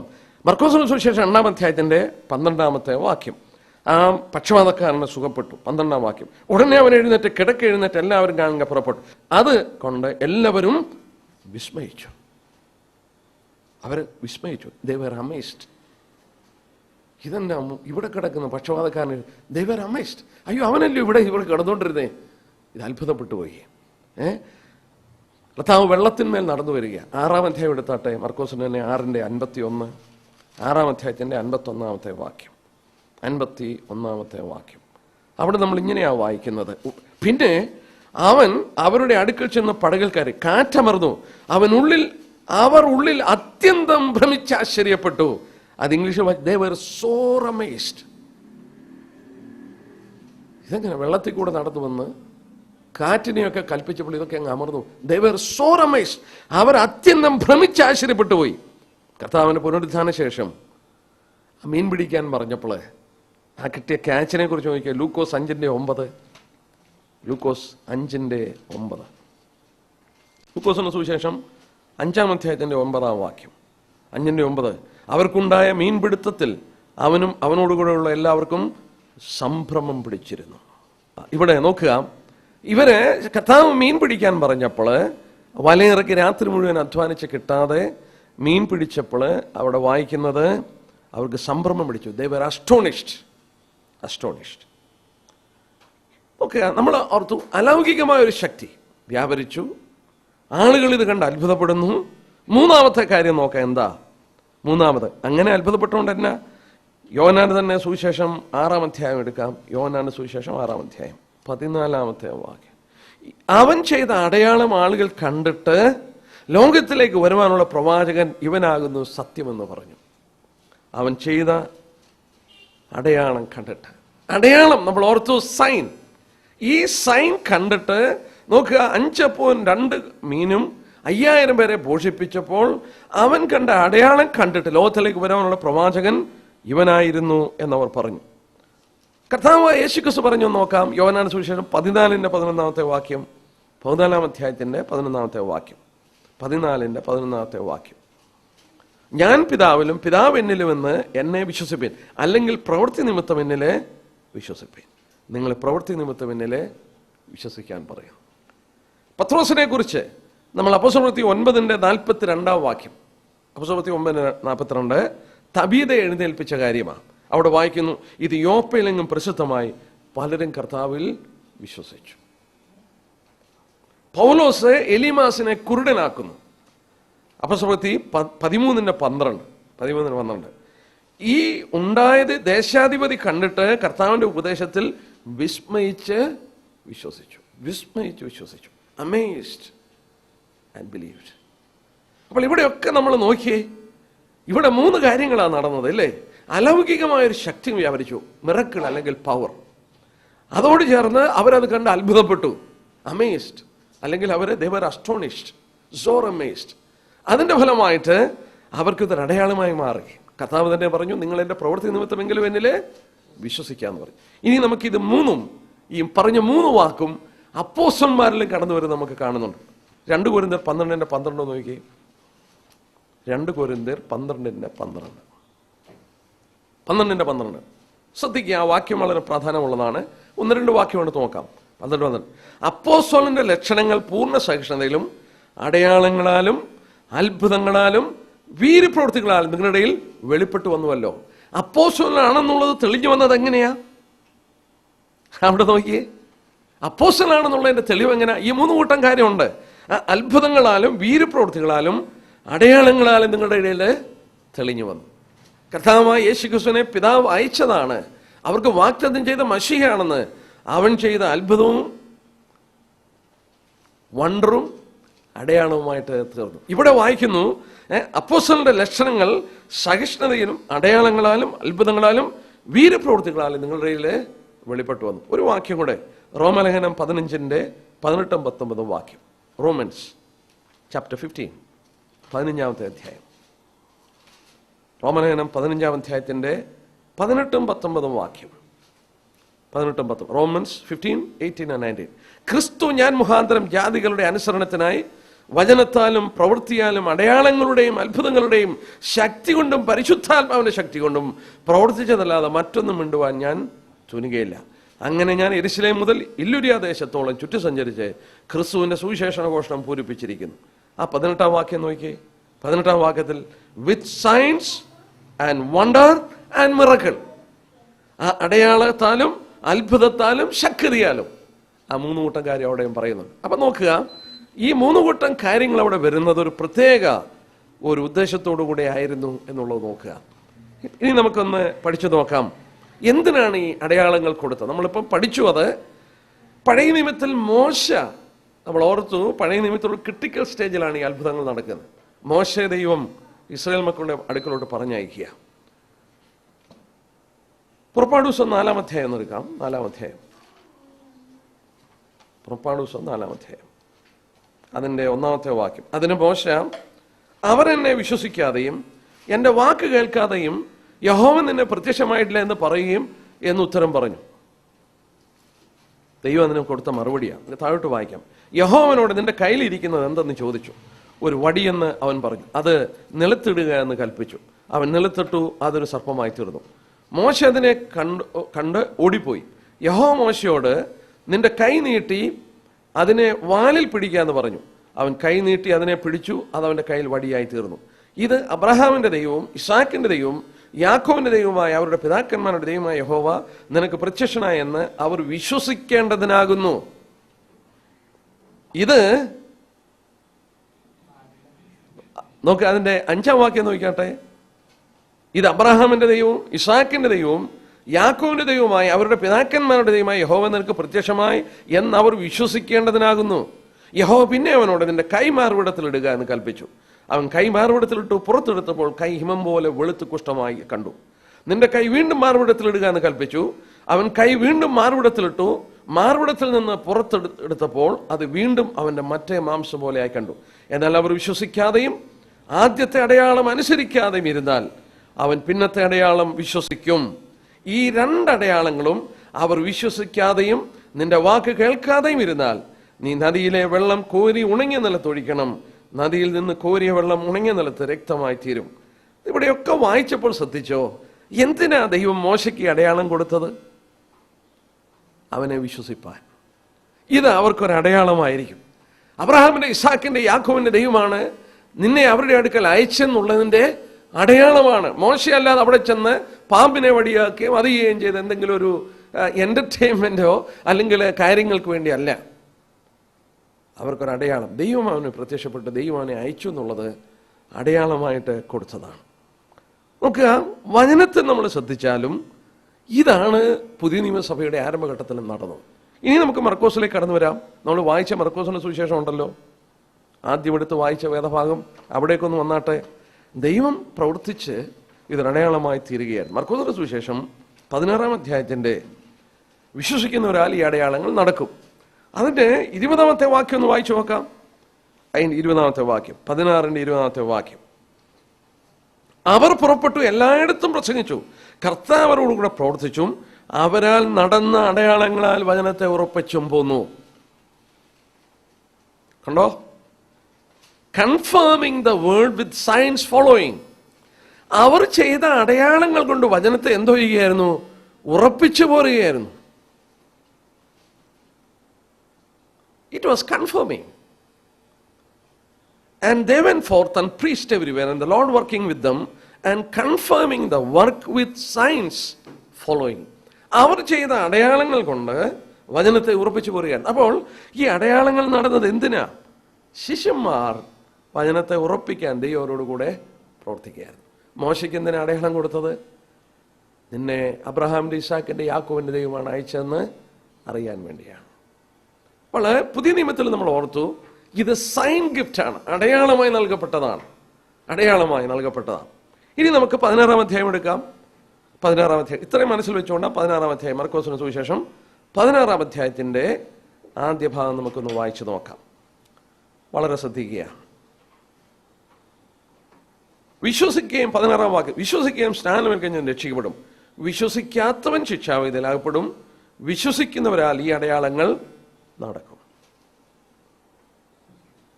നമ്മളിത് വായിക്കുമ്പോൾ നമ്മൾ വിശ്വാസികളല്ലയോ, നമ്മൾ വിശ്വാസികളാണ്, ഇതൊക്കെ നടക്കണമല്ലോ എന്ന് തോന്നിപ്പോകും.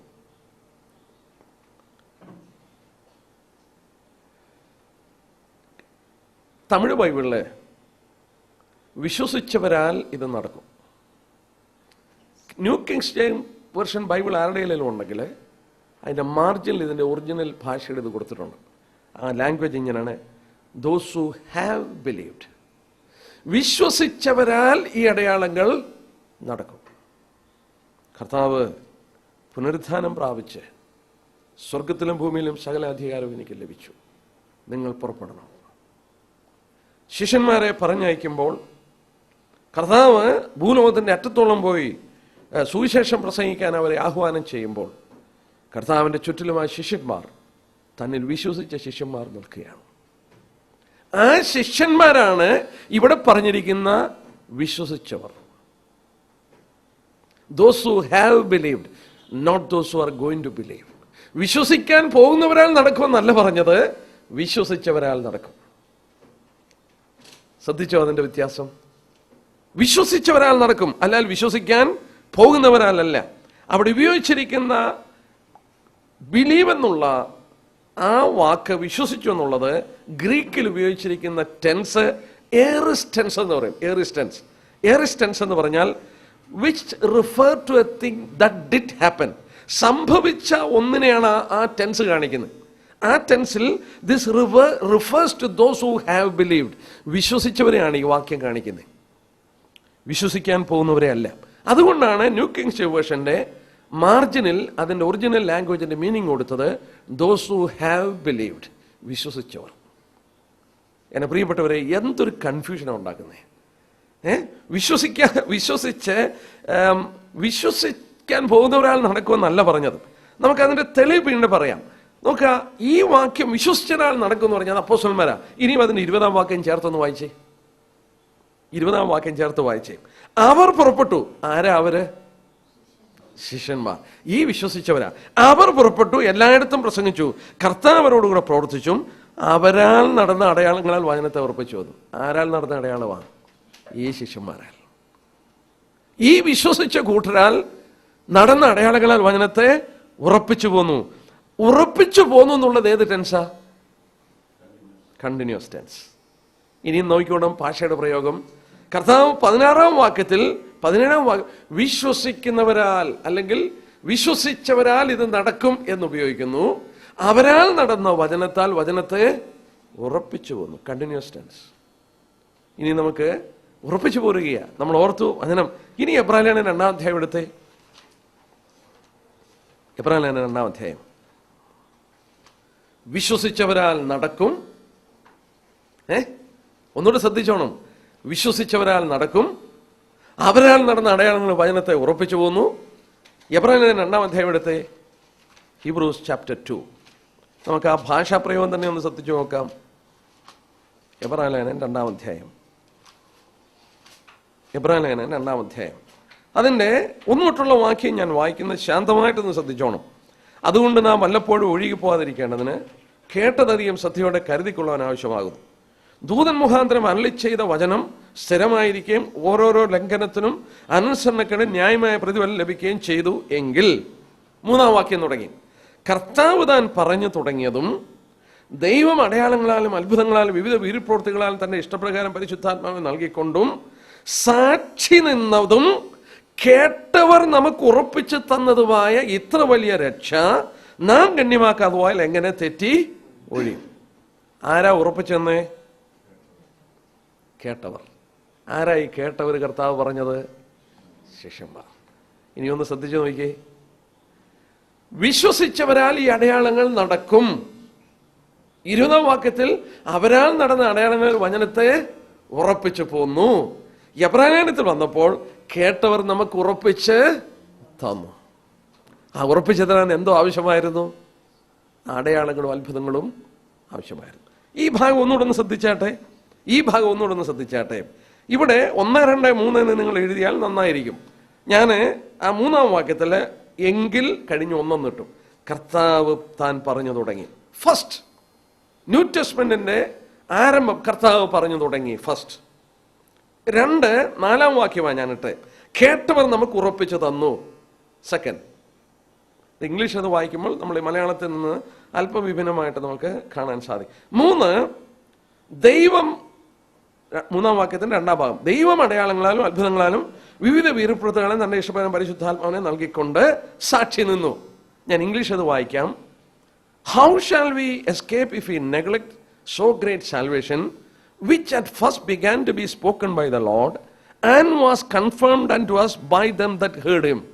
കർത്താവ് പറഞ്ഞു തുടങ്ങി, കേട്ടവർ നമുക്ക് ഉറപ്പിച്ചു തന്നു. 2, 3, God also bearing them witness with both signs, wonder and diverse miracles and gifts of the Holy Spirit according to his own will. നമ്മൾ ചിന്തിച്ച 3 കാര്യം അവിടെ വീണ്ടും വരുന്നു. അവിടെ കണ്ടോ? അടയാളങ്ങളാലും അത്ഭുതങ്ങളാലും വിവിധ വീര്യപ്രവൃത്തികളാലും പരിശുദ്ധാത്മാവിനെ നൽകിക്കൊണ്ടും. അല്പപകർച്ച പെന്തിക്കോസിൽ നടന്നു. അങ്ങനെ കൊർന്നല്യോസിന്റെ വീട്ടിൽ നടന്നു. ജാതികളെ സ്വീകരിക്കുന്നുണ്ട്. എഫെസോസിലെ ശിഷ്യന്മാരെ സ്വീകരിച്ചായിട്ട് കാണിക്കുന്നു. ഇങ്ങനെ ദൈവം ആത്മാവിനെ പകർന്നുകൊണ്ടും മിറക്കിൾസ് നടന്നപ്പോൾ അത് ഒരു വണ്ടറായി തീർന്ന്, അതൊരു അടയാളമായി തീർന്ന്, ഇങ്ങനെ നമുക്ക് വചനം ഉറപ്പിച്ചു തന്നു. അത് ഉറപ്പിച്ചു തന്നത് കേട്ടവരാണ് ഉറപ്പിച്ചു തന്നത്. അവരാൽ നടന്ന അടയാളങ്ങളാൽ വചനത്തെ ഉറപ്പിച്ച് ദൈവം താൻ അവരോടുകൂടെ പ്രവർത്തിച്ച് അവരാൽ നടന്ന അടയാളങ്ങൾ വചനത്തെ ഉറപ്പിച്ചു പോന്നു. ഇനി നമ്മൾ പഠിച്ച ആദ്യ ഭാഗം ഒന്ന് ശ്രദ്ധിച്ച്. ഈ എബ്രായലേഖനം എഴുതുന്നത് ഏതാണ്ട് AD 68. എബ്രായലേഖനം എഴുതുന്നത് AD 68. നമ്മൾ ചിന്തിച്ചു, കൊരിന്ത്യർ ലേഖനം എഴുതിയപ്പോൾ 1-ാമത്തെ ലേഖനം AD 57 9 ഗിഫ്റ്റ് എഴുതി.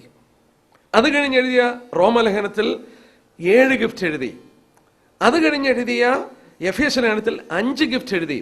അത് കഴിഞ്ഞ് എഴുതിയ എബ്രായലേഖനത്തിൽ വചനത്തെ നമുക്ക് ഉറപ്പിച്ചു തന്നു. അവരാൽ നടന്ന അടയാളങ്ങൾ വചനത്തെ ഉറപ്പിച്ചു. നമുക്കിവിടെ ഒരു സത്യം മനസ്സിലാക്കാൻ സാധിക്കുന്നു. ഈ മിറാക്കുലസ് ഗിഫ്റ്റുകളൊക്കെ സഭയുടെ ആരംഭഘട്ടത്തിൽ കർത്താവിനെ കേട്ടവരും കർത്താവിനെ കണ്ടവരും കർത്താവിനോട് കൂടെ ഇരുന്ന അവരോട്, അല്ലെങ്കിൽ നമ്മൾ മർക്കോസിൽ വായിച്ച പോലെ വിശ്വസിച്ച് അവരാൽ നടന്ന് നമുക്ക് ഉറപ്പിച്ചു തരാനായിരുന്നു. ഉറപ്പിച്ച് തന്ന ശേഷം ഇനി ഇത് ഉറപ്പിക്കാൻ നമുക്ക് ആവശ്യമൊന്നുമില്ല. ഇന്ന് നമ്മൾ വിശ്വാസത്തിന് പകരം അടയാളം കാണണമെന്ന് പറഞ്ഞാൽ ദൈവത്തിന് അത് പ്രസാദമല്ല. വചനത്തിൽ വളരെ വ്യക്തമായിട്ട് വായിക്കുന്നു. ഒന്നെടുത്താട്ട് 1 കൊരിന്ത്യർ 1-ാം അധ്യായം. ദൈവം ഇന്നെങ്ങനെ രക്ഷിക്കുന്നത്? ഞാൻ ചിലപ്പോഴൊക്കെ ഇരുന്ന് ഓർക്കും, ഈ അപ്പോസ്തലന്മാരൊക്കെ ഈ ലോകത്തെ കീഴ്മേൽ മറിച്ചില്ലേ? ഞാൻ ചിലപ്പോൾ ചിന്തിച്ചിട്ടുണ്ട്, ഇവർക്കുണ്ടായിരുന്ന ഒരു ഹീലിംഗ് ഗിഫ്റ്റിൽ ഒരെണ്ണം എനിക്കുണ്ടായിരുന്നെങ്കിൽ ഞാൻ ഈ വടക്കേന്ത്യ മുഴുവൻ സുവിശേഷിച്ചേ. ഒരെണ്ണം മതി. ഒരു രോഗികളെ സുഖപ്പെടുത്തുന്ന ഒരു വരം എനിക്ക് കിട്ടിയാൽ മതിയായിരുന്നു. ഞാൻ ഒരിടത്ത് ചെന്നു, ആ ദേശത്തെ ഒരു കണ്ണുപൊട്ടനെയും ഒരു മുടന്തനെ അല്ലെ മരിച്ചു കിടക്കുന്ന ഒരുത്തനെ എഴുന്നേപ്പിച്ച് കഴിഞ്ഞാൽ അവരോട് കർത്താവിൻ്റെ നാമത്തെ അവരെല്ലാം വിശ്വസിച്ചേനെ അല്ലേ? തീർച്ചയായും വിശ്വസിച്ചേനെ. എനിക്ക് നോർത്ത് ഇന്ത്യ മുഴുവൻ സുവിശേഷീകരിക്കാനായിട്ട് എളുപ്പമായിരുന്നു. ഇതിൽ ഒരെണ്ണം കർത്താവ് തന്നിരുന്നേ. പക്ഷെങ്കിൽ കർത്താവ് അതൊരു ഉദ്ദേശത്തോടെ തന്നിട്ട് ഇന്നൊരാൾ രക്ഷിക്കപ്പെടണമെങ്കിൽ 1 കൊരിന്ത്യർ 1-ാം അധ്യായം നോക്കുകയും ഇന്ന് ദൈവം എന്താ ചെയ്യുന്നത് നമുക്ക് 1-2 കാര്യങ്ങളൂടെ ഒന്ന് ശ്രദ്ധിച്ചേക്കാം. 1 Corinthians chapter 1 verses 21 and 22, 21-22 വാക്യം. 1 കൊരിന്ത്യർ 1-ന്റെ 21-22 വാക്യം. ദൈവത്തിന്റെ ജ്ഞാനത്തിൽ ലോകജ്ഞാനത്താൽ ദൈവത്തെ അറിയായകൊണ്ട് വിശ്വസിക്കുന്നവരെ പ്രസംഗത്തിന്റെ ഭോഷത്താൽ രക്ഷിപ്പാൻ ദൈവത്തിന് പ്രസാദം തോന്നി. യഹൂദന്മാർ അടയാളം ചോദിക്കുകയും യവനെന്ന ജ്ഞാനം അന്വേഷിക്കുകയും ഞങ്ങളോ ക്രൂശിക്കപ്പെട്ട ക്രിസ്തുവിനെ പ്രസംഗിക്കുന്നു. We preach Christ crucified. നമ്മൾ വായിക്കുന്നു, യഹൂദന്മാർ അടയാളവും ചോദിക്കുന്നു, യവനന്മാർ ജ്ഞാനം അന്വേഷിക്കുന്നു. എന്നാൽ 21-ാം വാക്യത്തിൽ ദൈവം പറയുന്നു, എന്താ വായിക്കുന്നത്? വിശ്വസിക്കുന്നവരെ പ്രസംഗത്തിന്റെ ഭോഷത്താൽ രക്ഷിപ്പാൻ ദൈവത്തിന് പ്രസാദം തോന്നി. By the foolishness of preaching. God was pleased to save by the foolishness of preaching. ഞാൻ ഇതിന് എടുക്കുന്ന ഉദാഹരണം ഏതാണെന്നറിയാമോ? മോശ പറഞ്ഞതാ. മോശ മരുഭൂമിയിൽ സർപ്പത്തെ ഉയർത്തിയ പോലെ മനുഷ്യപുത്രനെ ഉയർത്തേണ്ടതാണ്. അവനിൽ വിശ്വസിക്കുന്ന ഒരുത്തനും ശിക്ഷ അനുഭവിക്കില്ല. മോശ പറഞ്ഞത് തിരുവനന്തപുരത്ത് രേഖപ്പെടുത്തി. പാമ്പ് ഇറങ്ങി, അഗ്നിസർപ്പങ്ങൾ ഇറങ്ങി, ഏതാണ്ട് 8 സ്ക്വയർ മൈലിൽ കിടക്കുന്ന 6-8 സ്ക്വയർ മൈലിൽ കിടക്കുന്ന ക്യാമ്പിനകത്ത് ആളുകളെ കടിച്ച് ആളുകൾ മരിച്ചുകൊണ്ടിരിക്കുക. മരിച്ചു, നിലവിളി ഉയർത്തി ചെന്നു. കർത്താവ് പറഞ്ഞു, നീ ഒരു കാര്യം ചെയ്യും, ഒരു കൊടിമരത്തിൽ ഒരു പിത്തള കൊണ്ടൊരു സർപ്പത്തെ ഉണ്ടാക്കി നടുത്ത് കിളത്താൻ പറഞ്ഞു. എന്നിട്ട് ആളുകളോട് വിളിച്ചു പറയാൻ പറഞ്ഞു, ആരെങ്കിലും പാമ്പിന്റെ കടിയേറ്റാൽ ഒന്ന് നോക്കിയാൽ മതി, സുഖപ്പെടും. ഉടനെ മോശയുടെ ആളുകളൊക്കെ ക്യാമ്പ് മുഴുവൻ വിളിച്ചു പറഞ്ഞു, ആരെങ്കിലും പാമ്പ് കടിച്ചാൽ ഇതിലോട്ട് നോക്കിയാൽ മതി. നോക്കിയവർക്ക് സുഖം മുട്ടി. അപ്പൊ അതിനകത്ത് ബുദ്ധിമാന്മാർ പറയാം, എടാ പാമ്പ് കടിച്ച് വിഷമിരിക്കും, അങ്ങോട്ട് നോക്കിയാൽ ഇതെന്നെ പോഷത്വമാണെന്ന് ചോദിച്ചാൽ അവൻ ചത്തു. അങ്ങനെ പറഞ്ഞവൻ ചത്തു, നോക്കിയവനൊക്കെ സുഖപ്പെട്ടു. മോശ മരുഭൂമിയിൽ മനുഷ്യ സർപ്പത്തെ ഉയർത്തിയ പോലെ മനുഷ്യപുത്രനെ ഉയർത്തണം. എന്നിട്ട് ഇവിടെ വായിക്കുന്ന തന്നെ ആ പ്രസംഗത്തിന്റെ പോഷത്വം. മോശ വിളിച്ചു പറഞ്ഞ ദൂത് ആര് വിശ്വസിച്ചു? ദൈവം പറയുന്നു പിച്ചർ സർപ്പത്തെ നോക്കുക. അത് വിശ്വസിച്ച് നോക്കിയവനൊക്കെ സുഖപ്പെട്ടു. കാൽവരി ക്രൂശിൽ ഉയർത്തപ്പെട്ട ക്രിസ്തു തിരസ്കരണത്തിന്റെയും നിന്ദയുടെയും പരിഹാസത്തിന്റെയും വേദനയുടെയും പ്രതീകമായ ക്രൂശ്. Cross is an emblem of rejection. It's an emblem of pain. വേദന എത്രയും മാക്സിമം ആക്കാമോ അതിനുവേണ്ടിയാ ക്രൂശ് എന്ന് പറയുന്നവരാണ് അവർ കണ്ടുപിടിച്ചത്. ആർക്കും വേണ്ടാത്തൊരുത്തനെയാണ് ക്രൂശിക്കപ്പെടുന്നത്. It's an emblem of pain. It's an emblem of shame. It's an emblem of suffering. വേദനയുടെയും ലജ്ജയുടെയും തിരസ്കരണത്തിന്റെയും പ്രതീകമാണ്. അതിൽ ക്രൂശിക്കപ്പെട്ട് കിടക്കുന്ന ദൈവത്തിന്റെ പുത്രനാണ്. അവനെ ഒന്ന് നോക്കിയാൽ മതി, വിശ്വസിച്ചാൽ മതി, രക്ഷപ്പെടും എന്ന് ദൈവം പറഞ്ഞു. ഇത് വിശ്വസിക്കാൻ കഴിവില്ലാത്തൊരുത്തൻ അത്ഭുതം കൂടെ കാണണമെന്ന് പറഞ്ഞാൽ ദൈവത്തിന് അത് പ്രസാദമല്ലേ? നമ്മൾ അതുകൊണ്ട് റോമലേഖനത്തിൽ വായിക്കുന്ന 10-ാം അധ്യായത്തിൽ അറിയാവുന്ന വാക്യമാണ്. റോമലേഖനം 10-ാം അധ്യായത്തിൽ 17-ാം വാക്യം, വിശ്വാസം കേൾവിയാലും കേൾവി ക്രിസ്തുവിന്റെ വചനത്താലും വരുന്നു. വിശ്വാസം കേൾവിയാൽ, കേൾവി ക്രിസ്തുവിന്റെ വചനത്താൽ വരുന്നു. റോമലേഖനമാണേ എടുത്തോ? അത് എനിക്കിഷ്ടമുള്ളൊരു വാക്യമാണ്.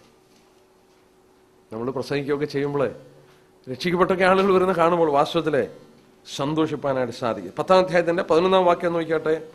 അവനിൽ വിശ്വസിക്കുന്ന ഒരുത്തന് ലജ്ജിച്ചു പോകുകയില്ല. 10-11 അവനിൽ വിശ്വസിക്കുന്ന ഒരുത്തൻ ലജ്ജിച്ചു പോകും. ഇനി 13 തൊട്ട് വായിക്കാം.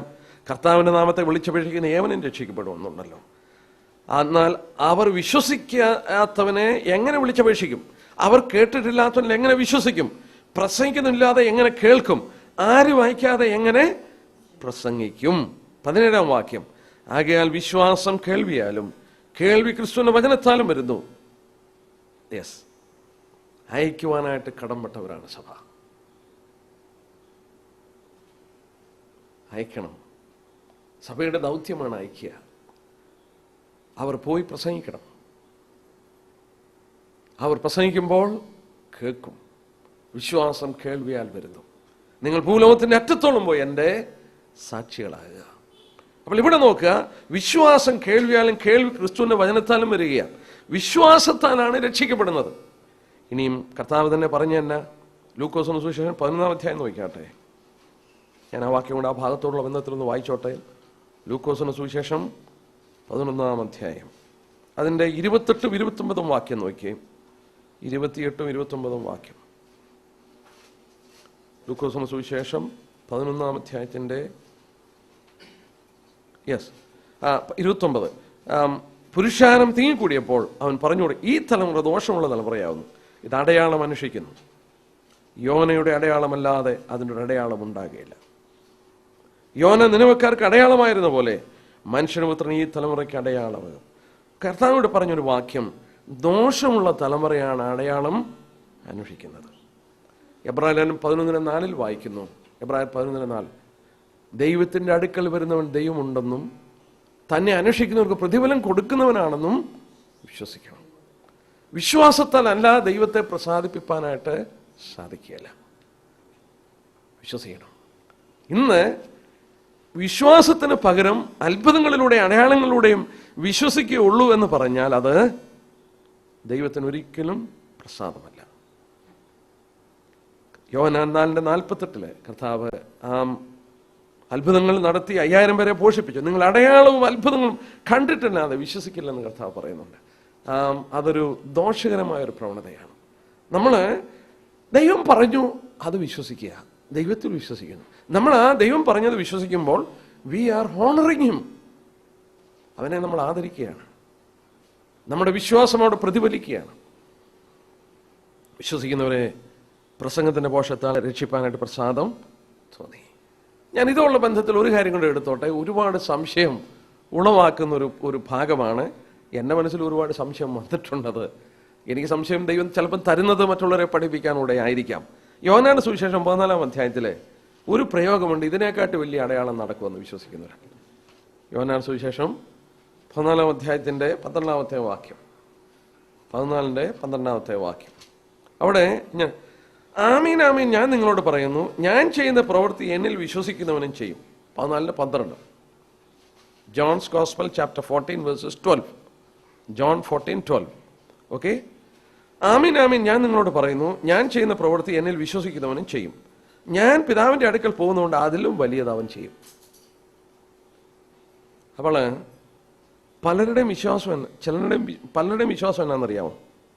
അപ്പോസ്തലന്മാരുടെ കാലഘട്ടം കഴിഞ്ഞു, എന്നാൽ ഇനിയുള്ള കാലഘട്ടത്തിലും അവർ ചെയ്തതിനെക്കാട്ടിൽ കൂടുതൽ അത്ഭുതങ്ങൾ നടക്കും.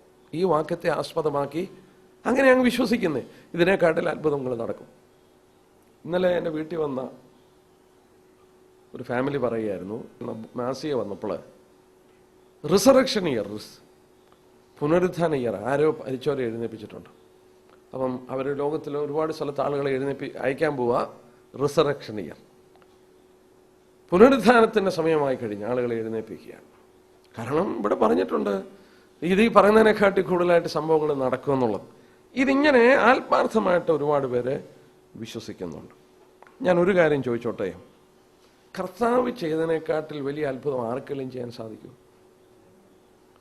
യോഹന്നാന്റെ സുവിശേഷം തന്നെ 13:16 നോക്കിയേ. ഇത് പറയുന്നതിന് മുമ്പ്, ഇതിന് മുമ്പിലത്തെ ഒരു അധ്യായം 13-ാം അധ്യായത്തിന്റെ 16-ാം വാക്യം. ദാസൻ യജമാനേക്കാൾ വലിയവനല്ല. Okay. The servant is not greater than the lord. The servant is not greater than the lord. യജമാനെക്കാട്ടി വലിയവനൊന്നും അല്ല ദാസൻ. അവൻ കർത്താവിനെക്കാട്ടി വലിയവരാണോ കർത്താവിന്റെ ശിഷ്യന്മാര്? അല്ലല്ലോ. അപ്പൊ കർത്താവ് ചെയ്തതിനെക്കാട്ടിൽ വലിയത് ചെയ്യുമെന്ന് പറഞ്ഞാൽ ഈ വാക്യം തന്നെ അതിനെ കോൺട്രഡിക്റ്റ് ചെയ്യുക. കാരണം അവനാണ് യജമാനൻ, നമ്മൾ ദാസന്മാരാ.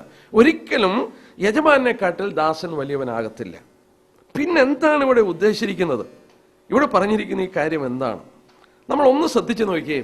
നമ്മൾ വളരെ ലളിതമായിട്ട് ചിന്തിച്ചാൽ, കർത്താവായ യേശുക്രിസ്തുവിന്റെ കാലഘട്ടത്തിൽ ആ ശുശ്രൂഷ എന്ന് പറഞ്ഞാൽ യെരുശലേമിന്റെ ചുറ്റുമുള്ള സ്ഥലങ്ങളിലാണ്. ഗാലീലി, അവന്റെ മിക്കവാറും സമയം ചെലവഴിച്ച ഗലീലയിലാണ്. ഗലീലയ്ക്ക് ചുറ്റുമാണ്. ഇങ്ങനെ ഇങ്ങോട്ട് വരും, അടുത്ത് ഇങ്ങനെ നടന്നു പോകുന്ന സ്ഥലങ്ങളിലാണ് ചെയ്തത്. ശിഷ്യന്മാരെന്താ ചെയ്തത്? ലോകത്തിൽ അറിയപ്പെട്ട എല്ലാ സ്ഥലത്തിലും പോയി. ഒറ്റ ദിവസത്തെ ഒരു പ്രസംഗം കൊണ്ട് 3000 പേരെ രക്ഷയിലേക്ക് കൊണ്ടുവന്നു. എന്നാലോചിച്ച് നോക്കണം. അവരുടെ ഒരു പത്രോസിന്റെ ഒറ്റ ദിവസത്തെ പ്രസംഗം കൊണ്ട് 3000 പേർ രക്ഷിക്കപ്പെടാനായിട്ട് സാധിച്ചു. More people were saved. അത് കഴിഞ്ഞിട്ട് നമ്മൾ വചനത്തിൽ വായിക്കുന്നു, ശിഷ്യന്മാരുടെ എണ്ണം 5000 പെരുകി വരുന്നു. എണ്ണിക്കൂടാൻ വയ്യാത്ത പോലെ അങ്ങോട്ട് പെരുകാൻ തുടങ്ങി. More people were added. ഇതിനെക്കാട്ടിൽ വലിയ നടക്കുകയാണ്. രണ്ട്, നമ്മൾ ചിന്തിച്ചു നോക്കിയാൽ ദൈവത്തിന് വളരെ മഹത്വം ഉണ്ടാകാനായിട്ട് ഇടയായി മാറി. വളരെ മഹത്വം എന്ന് പറഞ്ഞാൽ ആളുകൾ ദൈവത്തെ മഹത്വപ്പെടുത്താനായിട്ട് ഇടയായിട്ട് മാറി. ഒരുപാട് മഹത്വം. അപ്പോസ്തലപ്രവൃത്തികളുടെ ആ വാക്യങ്ങളൊക്കെ എടുത്താൽ അറിയാം. More glory. ഈ സുവിശേഷം ലോകവ്യാപകമായി വ്യാപരിക്കാനായിട്ട് തുടങ്ങി. ഇവിടെ പറയുന്നത് ആ ചെയ്ത അത്ഭുതത്തെക്കാട്ടിൽ വലുത് നടക്കുമെന്നല്ല. It was a scope. അത് വ്യാപകമായി നടക്കുകയാണ്. നമ്മൾ ഓർത്തു, എന്തിനാണ് ഈ അത്ഭുതങ്ങളൊക്കെ നടന്നത്? ഇത് കർത്താവ് വിശ്വസിക്കാനല്ലേ നടത്തിയത്. നിങ്ങൾ എൻ്റെ പ്രവൃത്തി നിമിത്തം എങ്കിലും എന്നിൽ വിശ്വസിപ്പേൻ. എന്നാൽ ഈ കർത്താവ് സ്വർഗത്തിൽ പോയി പരിശുദ്ധാത്മാവിനെ അയച്ച് ശിഷ്യന്മാരെ പറഞ്ഞയക്കുമ്പോൾ ഒരു പ്രത്യേക ശക്തി വ്യാപരിക്കുകയാണ്. ഈ പരിശുദ്ധാത്മാവിടെ കൺവിൻസ് ചെയ്യാണ്. അതിലും വലിയ പ്രവൃത്തി അവർക്ക് സാധിച്ചു എന്ന് പറയുമ്പോൾ അവരെ അനേക ആത്മാക്കളെ രക്ഷിപ്പാനും അവരെ ലോകവ്യാപകമായി ഈ സുവിശേഷം കൊണ്ടുചെല്ലുവാനായിട്ടും അവർക്ക് സാധിച്ചു. അതിലും വലിയ പ്രവൃത്തി അവർ ചെയ്തു. ആരോ ഒരു ദൈവദാസൻ ഓർപ്പിച്ച പോലെ, കർത്താവ് ഈ ഭൂമിയിലായിരുന്നപ്പോൾ അവൻ കടലിനെ ശാന്തമാക്കി. എന്നാൽ ഈ സുവിശേഷം മൂലം ഇളകിമറിഞ്ഞ അനേക ഹൃദയങ്ങൾക്ക് ശാന്തത കൊടുപ്പാനിടയാക്കി മാറ്റി. 5000 പേരെ അപ്പം കൊണ്ട്, 5 അപ്പം 2 മീനും കൊണ്ട് അവൻ പോഷിപ്പിച്ചു. അതിലെത്രയോ കോടി ആളുകൾ ആത്മീക ഭോജനം കൊണ്ട് തൃപ്തരായി മാറി. അനേകരെ കർത്താവ് കണ്ണുപൊട്ടനെ സുഖപ്പെടുത്തി, അന്ധനെ സുഖപ്പെടുത്തി. ഈ ലോകത്തിൽ ആത്മീയ അന്ധരായ എത്രയോ ലക്ഷം ജനങ്ങൾ അവരുടെ കണ്ണുകൾ തുറന്നു. ആത്മീക ചെകിടന്മാർ, കർത്താവ് ചെകിടന്മാരുടെ ചെവി തുറന്നു. എന്നാൽ എത്രയോ ചെകിടന്മാർ, ചെവി കേൾക്കാത്തവരുടെ കാതുകൾ തുറന്നു കിട്ടി. ഒരു ലാസറിനെ കർത്താവ് എഴുന്നേൽപ്പിച്ചു. 3 പേരെ എഴുന്നേൽപ്പിച്ചു കർത്താവിൻ്റെ ഐഹിക ജീവിതകാലത്ത്. എന്നാൽ കർത്താവോ സുവിശേഷം മൂലം ആത്മീകമായി അധർമ്മത്തിലും പാപത്തിലും മരിച്ചു കിടന്ന ലക്ഷോപലക്ഷം ജനങ്ങളെ വാസ്തവത്തിൽ ജീവൻ പ്രാപിച്ചു. ഒന്ന് ആലോചിച്ച് നോക്കുക. ഈ ഭൗമികതയിലല്ല പ്രാധാന്യത, ആത്മീയത്തിലാണ്. ഒരാത്മാവിന്റെ വില സർവ്വലോകത്തെക്കാളും വിലപ്പെട്ടതാണ്. അവന് 5 അപ്പം കൊണ്ട് 2 മീനും കൊണ്ട് ഭക്ഷണം കൊടുത്ത് അവന്റെ വയറൊന്ന് നിറച്ചിട്ട് അവൻ മരിച്ച് നരകത്തിൽ പോകുന്നതിനെക്കാട്ടിൽ വലിയ കാര്യമാണ് ജീവന്റെ അപ്പമായ ക്രിസ്തുവിനെ കണ്ട് നിത്യജീവനിലേക്ക് അവൻ കടക്കുന്നത്. അതാണ് ഏറ്റവും വലിയ പ്രവൃത്തി. ആ പ്രവൃത്തി ഇവരുടെ കരങ്ങൾ കൊണ്ട് നടന്നു. ഇന്നും അത് നടന്നുകൊണ്ടിരിക്കുന്നു. വിശ്വസിച്ച ദൈവമക്കളാൽ ഇന്നും ആ സ്കോപ്പ് ഭയങ്കരമാണ്. ട്രമൻഡസ് ഇമ്പാക്റ്റ് ആണ്. വാസ്തവത്തിൽ അതാണ് ഇവിടെ ഉദ്ദേശിച്ചിരിക്കുന്നത്. അല്ലാതെ നമ്മൾ ഓർത്തു നോക്കണം, ദാസൻ ഒരിക്കലും യജമാനെക്കാട്ടിൽ വലിയവനാകാനായിട്ട് സാധിക്കും. കർത്താവ് മരിച്ചവരെ ഉയർപ്പിച്ചു. അതിനൊന്നും നമുക്കൊന്നും ചെയ്യാനായിട്ടോ സഭയ്ക്ക് ചെയ്യാനായിട്ടുള്ള കഴിവോ അങ്ങനെ കൃപാവരമോ ദൈവം കൊടുക്കുന്നില്ല. അങ്ങനെയായിരുന്നെങ്കിൽ നമുക്ക് വിശ്വാസത്താൽ, ഈ പ്രസംഗത്താൽ ദൈവം മനുഷ്യനെ രക്ഷിക്കേണ്ട ആവശ്യം ഇല്ല. ഇന്നത്തെ എന്തെങ്കിലും സംശയമുണ്ടോ? ഈ പഠിച്ച് ഏതിലെങ്കിലും സംശയമുണ്ടോ ചോദിച്ചു. ഈ അത്ഭുതം അടയാളവും വാസ്തവത്തിൽ എത്രയോ ഇത് മനസ്സിലാക്കുന്ന ഒരു ചുരുക്കമായി മാറി. ഞാനിപ്പോൾ വിരുദനഗറിൽ എൻ്റെ മീറ്റിംഗ് ആയിരുന്നു. വിരുദനഗർ, തമിഴ്നാട്ടിൽ ഉള്ള 2 ദിവസം ബിലീവേഴ്സിന് വേണ്ടി ഒരു ക്ലാസ്സിന് സമയം കിട്ടി. ഞാൻ ഇത് പഠിപ്പിച്ചോ എന്നുണ്ട്, ചുമ്മാ അത് 2 ദിവസത്തെ ക്ലാസ് എടുത്തു. എനിക്ക് ട്രാൻസ്ലേഷൻ വന്ന ആള് റോയ് ബെറുത്തു എന്നായിരുന്നു. ഞാൻ ഇംഗ്ലീഷിൽ നിന്ന് തമിഴിലോ ട്രാൻസ്ലേറ്റ്. അടുത്ത ആഴ്ച മൈസൂരിൽ പിന്നെ റോയ് ബെറുത്ത് തന്നെ മീറ്റിംഗ്. അപ്പോൾ റോയ് ബെറുത്തും ബിലീവേഴ്സിന് ക്ലാസ് അറേഞ്ച് ചെയ്തിട്ടുണ്ട്. എന്നോട് ഇങ്ങോട്ട് ആവശ്യപ്പെട്ട് ഈ വിഷയം അവിടെ എടുക്കാമോ? ബിലീവേഴ്സിന് സംശയമുള്ള വിഷയമാണ്. എവിടെ ചെന്നാലും ഇപ്പോൾ ഇത് സംശയമാണ്. ഇങ്ങോട്ട് ആവശ്യപ്പെടുക എടുക്കാമോ. കാരണം എന്നാന്ന് ചോദിച്ചാൽ അനാലൈസ് ചെയ്ത് സിസ്റ്റമാറ്റിക്കായിട്ട് ഇത് പഠിക്കുന്നില്ലെങ്കിൽ ഒരു പിടിയും കിട്ടത്തില്ല. മനസ്സിലാക്കാനൊക്കെ ഒരു വിധത്തിൽ ഇത് പഠിപ്പിക്കുന്ന ഒരു ചുരുക്കമായതുകൊണ്ടായിരിക്കാം ഒരുപാട് പേര് തെറ്റിപ്പോകും. എന്നാൽ സത്യം അന്വേഷിക്കുന്ന ഒരു സമൂഹമുണ്ട്, അവർക്കിത് കിട്ടണം. ഞാൻ ഈ സീഡിയും ദൈവം പ്രയോജനം ചെയ്യട്ടെ എന്നുള്ളത്, കാരണം ഒത്തിരി പേര് ഇത് ആഗ്രഹിക്കുന്നുണ്ട്, ഇതിൻ്റെ സത്യം ഒന്ന് അറിയാൻ വേണ്ടി. സമയം വല്ലതും ഉണ്ടേ ചോദിച്ചു. നമ്മൾ ഓർത്തതുപോലെ ദൈവം അത്ഭുതം അടയാളവും നൽകിയ ഒരു കാലഘട്ടം കർത്താവായ യേശുക്രിസ്തുവിനെ ദൈവത്തിന് കാണിച്ചു തരാനായിട്ട് അത് നടന്നുവെന്ന് നമ്മൾ കണ്ടു. അപ്പോസ്തലന്മാരെ ദൈവം അയച്ചു. ആ ദൗത്യം അവർ നിർവഹിപ്പാനും അവരെ വിശ്വസിപ്പാനും ദൈവം അവരോടുകൂടെ പ്രവർത്തിച്ചു. നമ്മൾ തിരുവചനത്തിൽ വായിച്ച പോലെ അവരാൽ നടന്ന അടയാളങ്ങളാൽ വചനത്തെ ഉറപ്പിച്ച് പോന്നു. നമുക്ക് ഉറപ്പിച്ച് തന്നു കഴിഞ്ഞു. ഇനിയും അടയാളം അന്വേഷിക്കുന്നവർ വിശ്വാസത്തിന് വിരുദ്ധമായി പ്രവർത്തിക്കുന്നവരാണ്. നമ്മൾ ദൈവത്തിൻ്റെ വചനത്തിൽ വിശ്വസിക്കുകയും കർത്താവിൽ വിശ്വസിക്കുകയും കർത്താവ് ഈ വചനം ഉറപ്പിച്ചു തന്നതിനാൽ ഇനി അത് ഉറപ്പിച്ചു തരാനായിട്ട് നമ്മൾ ശ്രമിക്കുകയും വേണ്ട. മാത്രമല്ല, ഇല്ലാത്തൊരു കാര്യം ഉണ്ടെന്ന് പഠിപ്പിക്കുന്നത് ദൈവത്തോടുള്ള വാസ്തവത്തിലൊരു വെല്ലുവിളി പോലെ. അതുകൊണ്ട് ദൈവനാമം മഹത്വപ്പെടുകയല്ല, ദൈവനാമം ദുഷിക്കപ്പെടുകയേ ചെയ്യുന്നുള്ളൂ. നമുക്ക് പ്രാർത്ഥിക്കാം. സ്വർഗ്ഗപിതാവേ, ഞങ്ങൾ അവിടുത്തെ നന്ദിയോടെ സ്തുതിക്കുന്നു. ഞങ്ങളുടെ കാലിന് ദീപവും പാതയ്ക്ക് പ്രകാശവും നിന്റെ വചനമാണ്. ഇരുള് നിറഞ്ഞ ഭൂമിയിലെ വഴി എങ്ങോട്ട് തിരിയണമെന്നറിയാതെ പതറി നിൽക്കുമ്പോൾ ഞങ്ങളെ നേർപാതയിൽ നടത്തുന്ന നിന്റെ വിലയേറിയ വചനത്തിനായി സ്തോത്രം. ഈ വചനം സ്വർഗത്തിൽ സ്ഥിരമാക്കിയതാണ്. ഞങ്ങൾ വിധിക്കപ്പെടാൻ പോകുന്നത് ഈ വചനത്താലാണ്.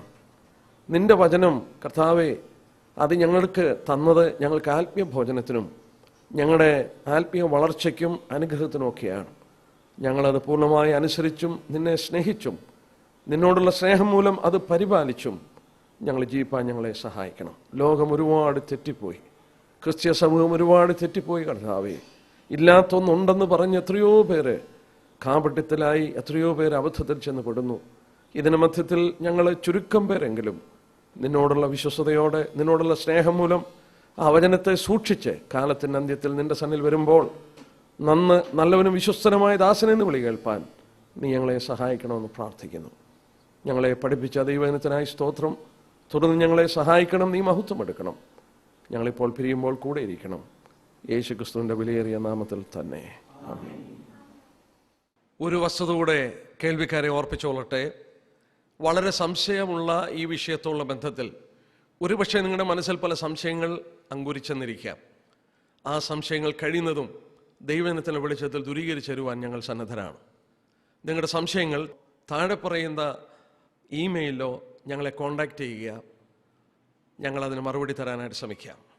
നിങ്ങളുടെ സംശയങ്ങൾ ആ വിധത്തിൽ ഇട്ടുകളയാതെ ദൈവജനത്തിൻ്റെ വെളിച്ചത്തെ ദൂരീകരിപ്പാൻ ശ്രമിക്കുക. അല്ല, ഞങ്ങളെ വ്യക്തിപരമായി കാണണമെങ്കിലും ഞങ്ങളതിന് സന്നദ്ധരാണ്. താഴെ പറയുന്ന സൈറ്റുകൾ ശ്രദ്ധിക്കുക. ദൈവം നിങ്ങളെ സഹായിക്കട്ടെ.